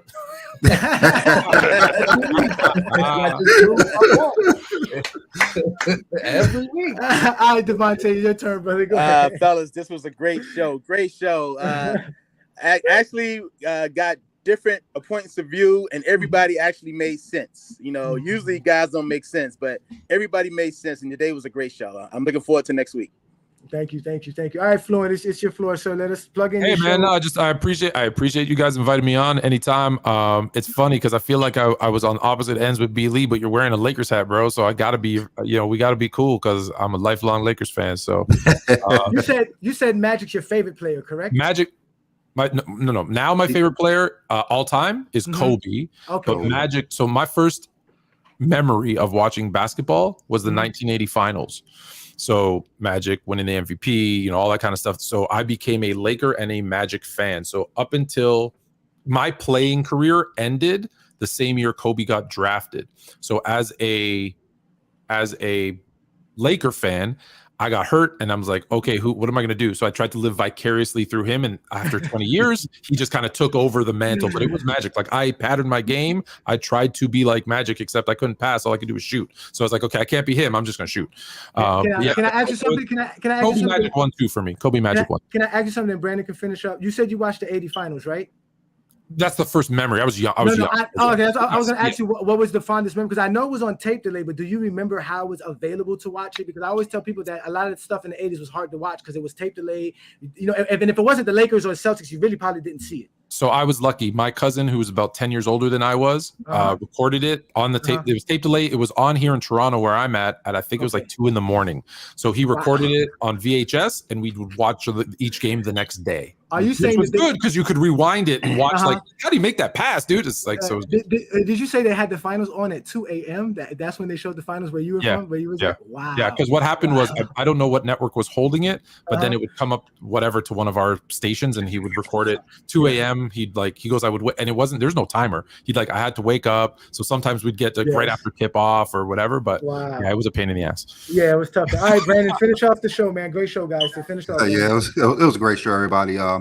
We got a lot of stuff across this time. I know the first part when I did the all NBA teams, it's a little bit mixed, between a lot of us. Fluid wasn't on at that time, but hopefully next time, he could chime in more with what I said. But in general, it was a real good show, a real good debate. Okay. And Sport Fluent, please send us the link. We gave you an email. Send us the link to your shows. When do you go? When is your show with Chill? When do you guys go? So the player's choice is that one's easy. It's the panel, which is with Chill, Elder. No, I just want to do it with just you because you and Chill on Thursday. 9 because you and Chill. Yeah, because you and Chill. Yeah, we keep it calm. Yeah, y'all very objective. Ticket and Low, and some of those guys just be saying, like I said, they say stuff without any, like they don't stand 10 toes down. They just be randomly saying stuff. I love the way you and Chill bring Fluid and Chill with host Alias on every Thursday at 9 p.m. on Players Choice YouTube. We're actually doing TikTok lives now Monday as well. But so what is Players Choice? Then explain it to me, because I'm Players Choice is the YouTube channel where we just put all our shows onto that YouTube channel, Players Choice. So the panel, the gridiron, there's a football show, a wrestling show, Fluent and Chill. How can Goat James Kingdom join this panel? I'll hook you up with Shaq. Shaq and JD put all the shows on. Listen, we're trying to get our subscribers up. We're trying to get our followers up. Listen, gentlemen, thank you for joining us. This is Goat James Kingdom with Brandon Lee and Ajani. We see y'all live next Sunday. You can catch us on TikTok. You can catch us on Facebook, Instagram, Twitter, and also right here on YouTube. Y'all boys have a great football Sunday. Let's go Niners. And y'all have a great day, man. Let's go Niners. Go Niners. Go Cowboys. No, get out of here. Who's the Cowboys fans? No Cowboys. Not me. You're a Cowboys fan, Fluid? We lost last night. Oh, Bears. The Bears. My team stinks. My team stinks. Hey,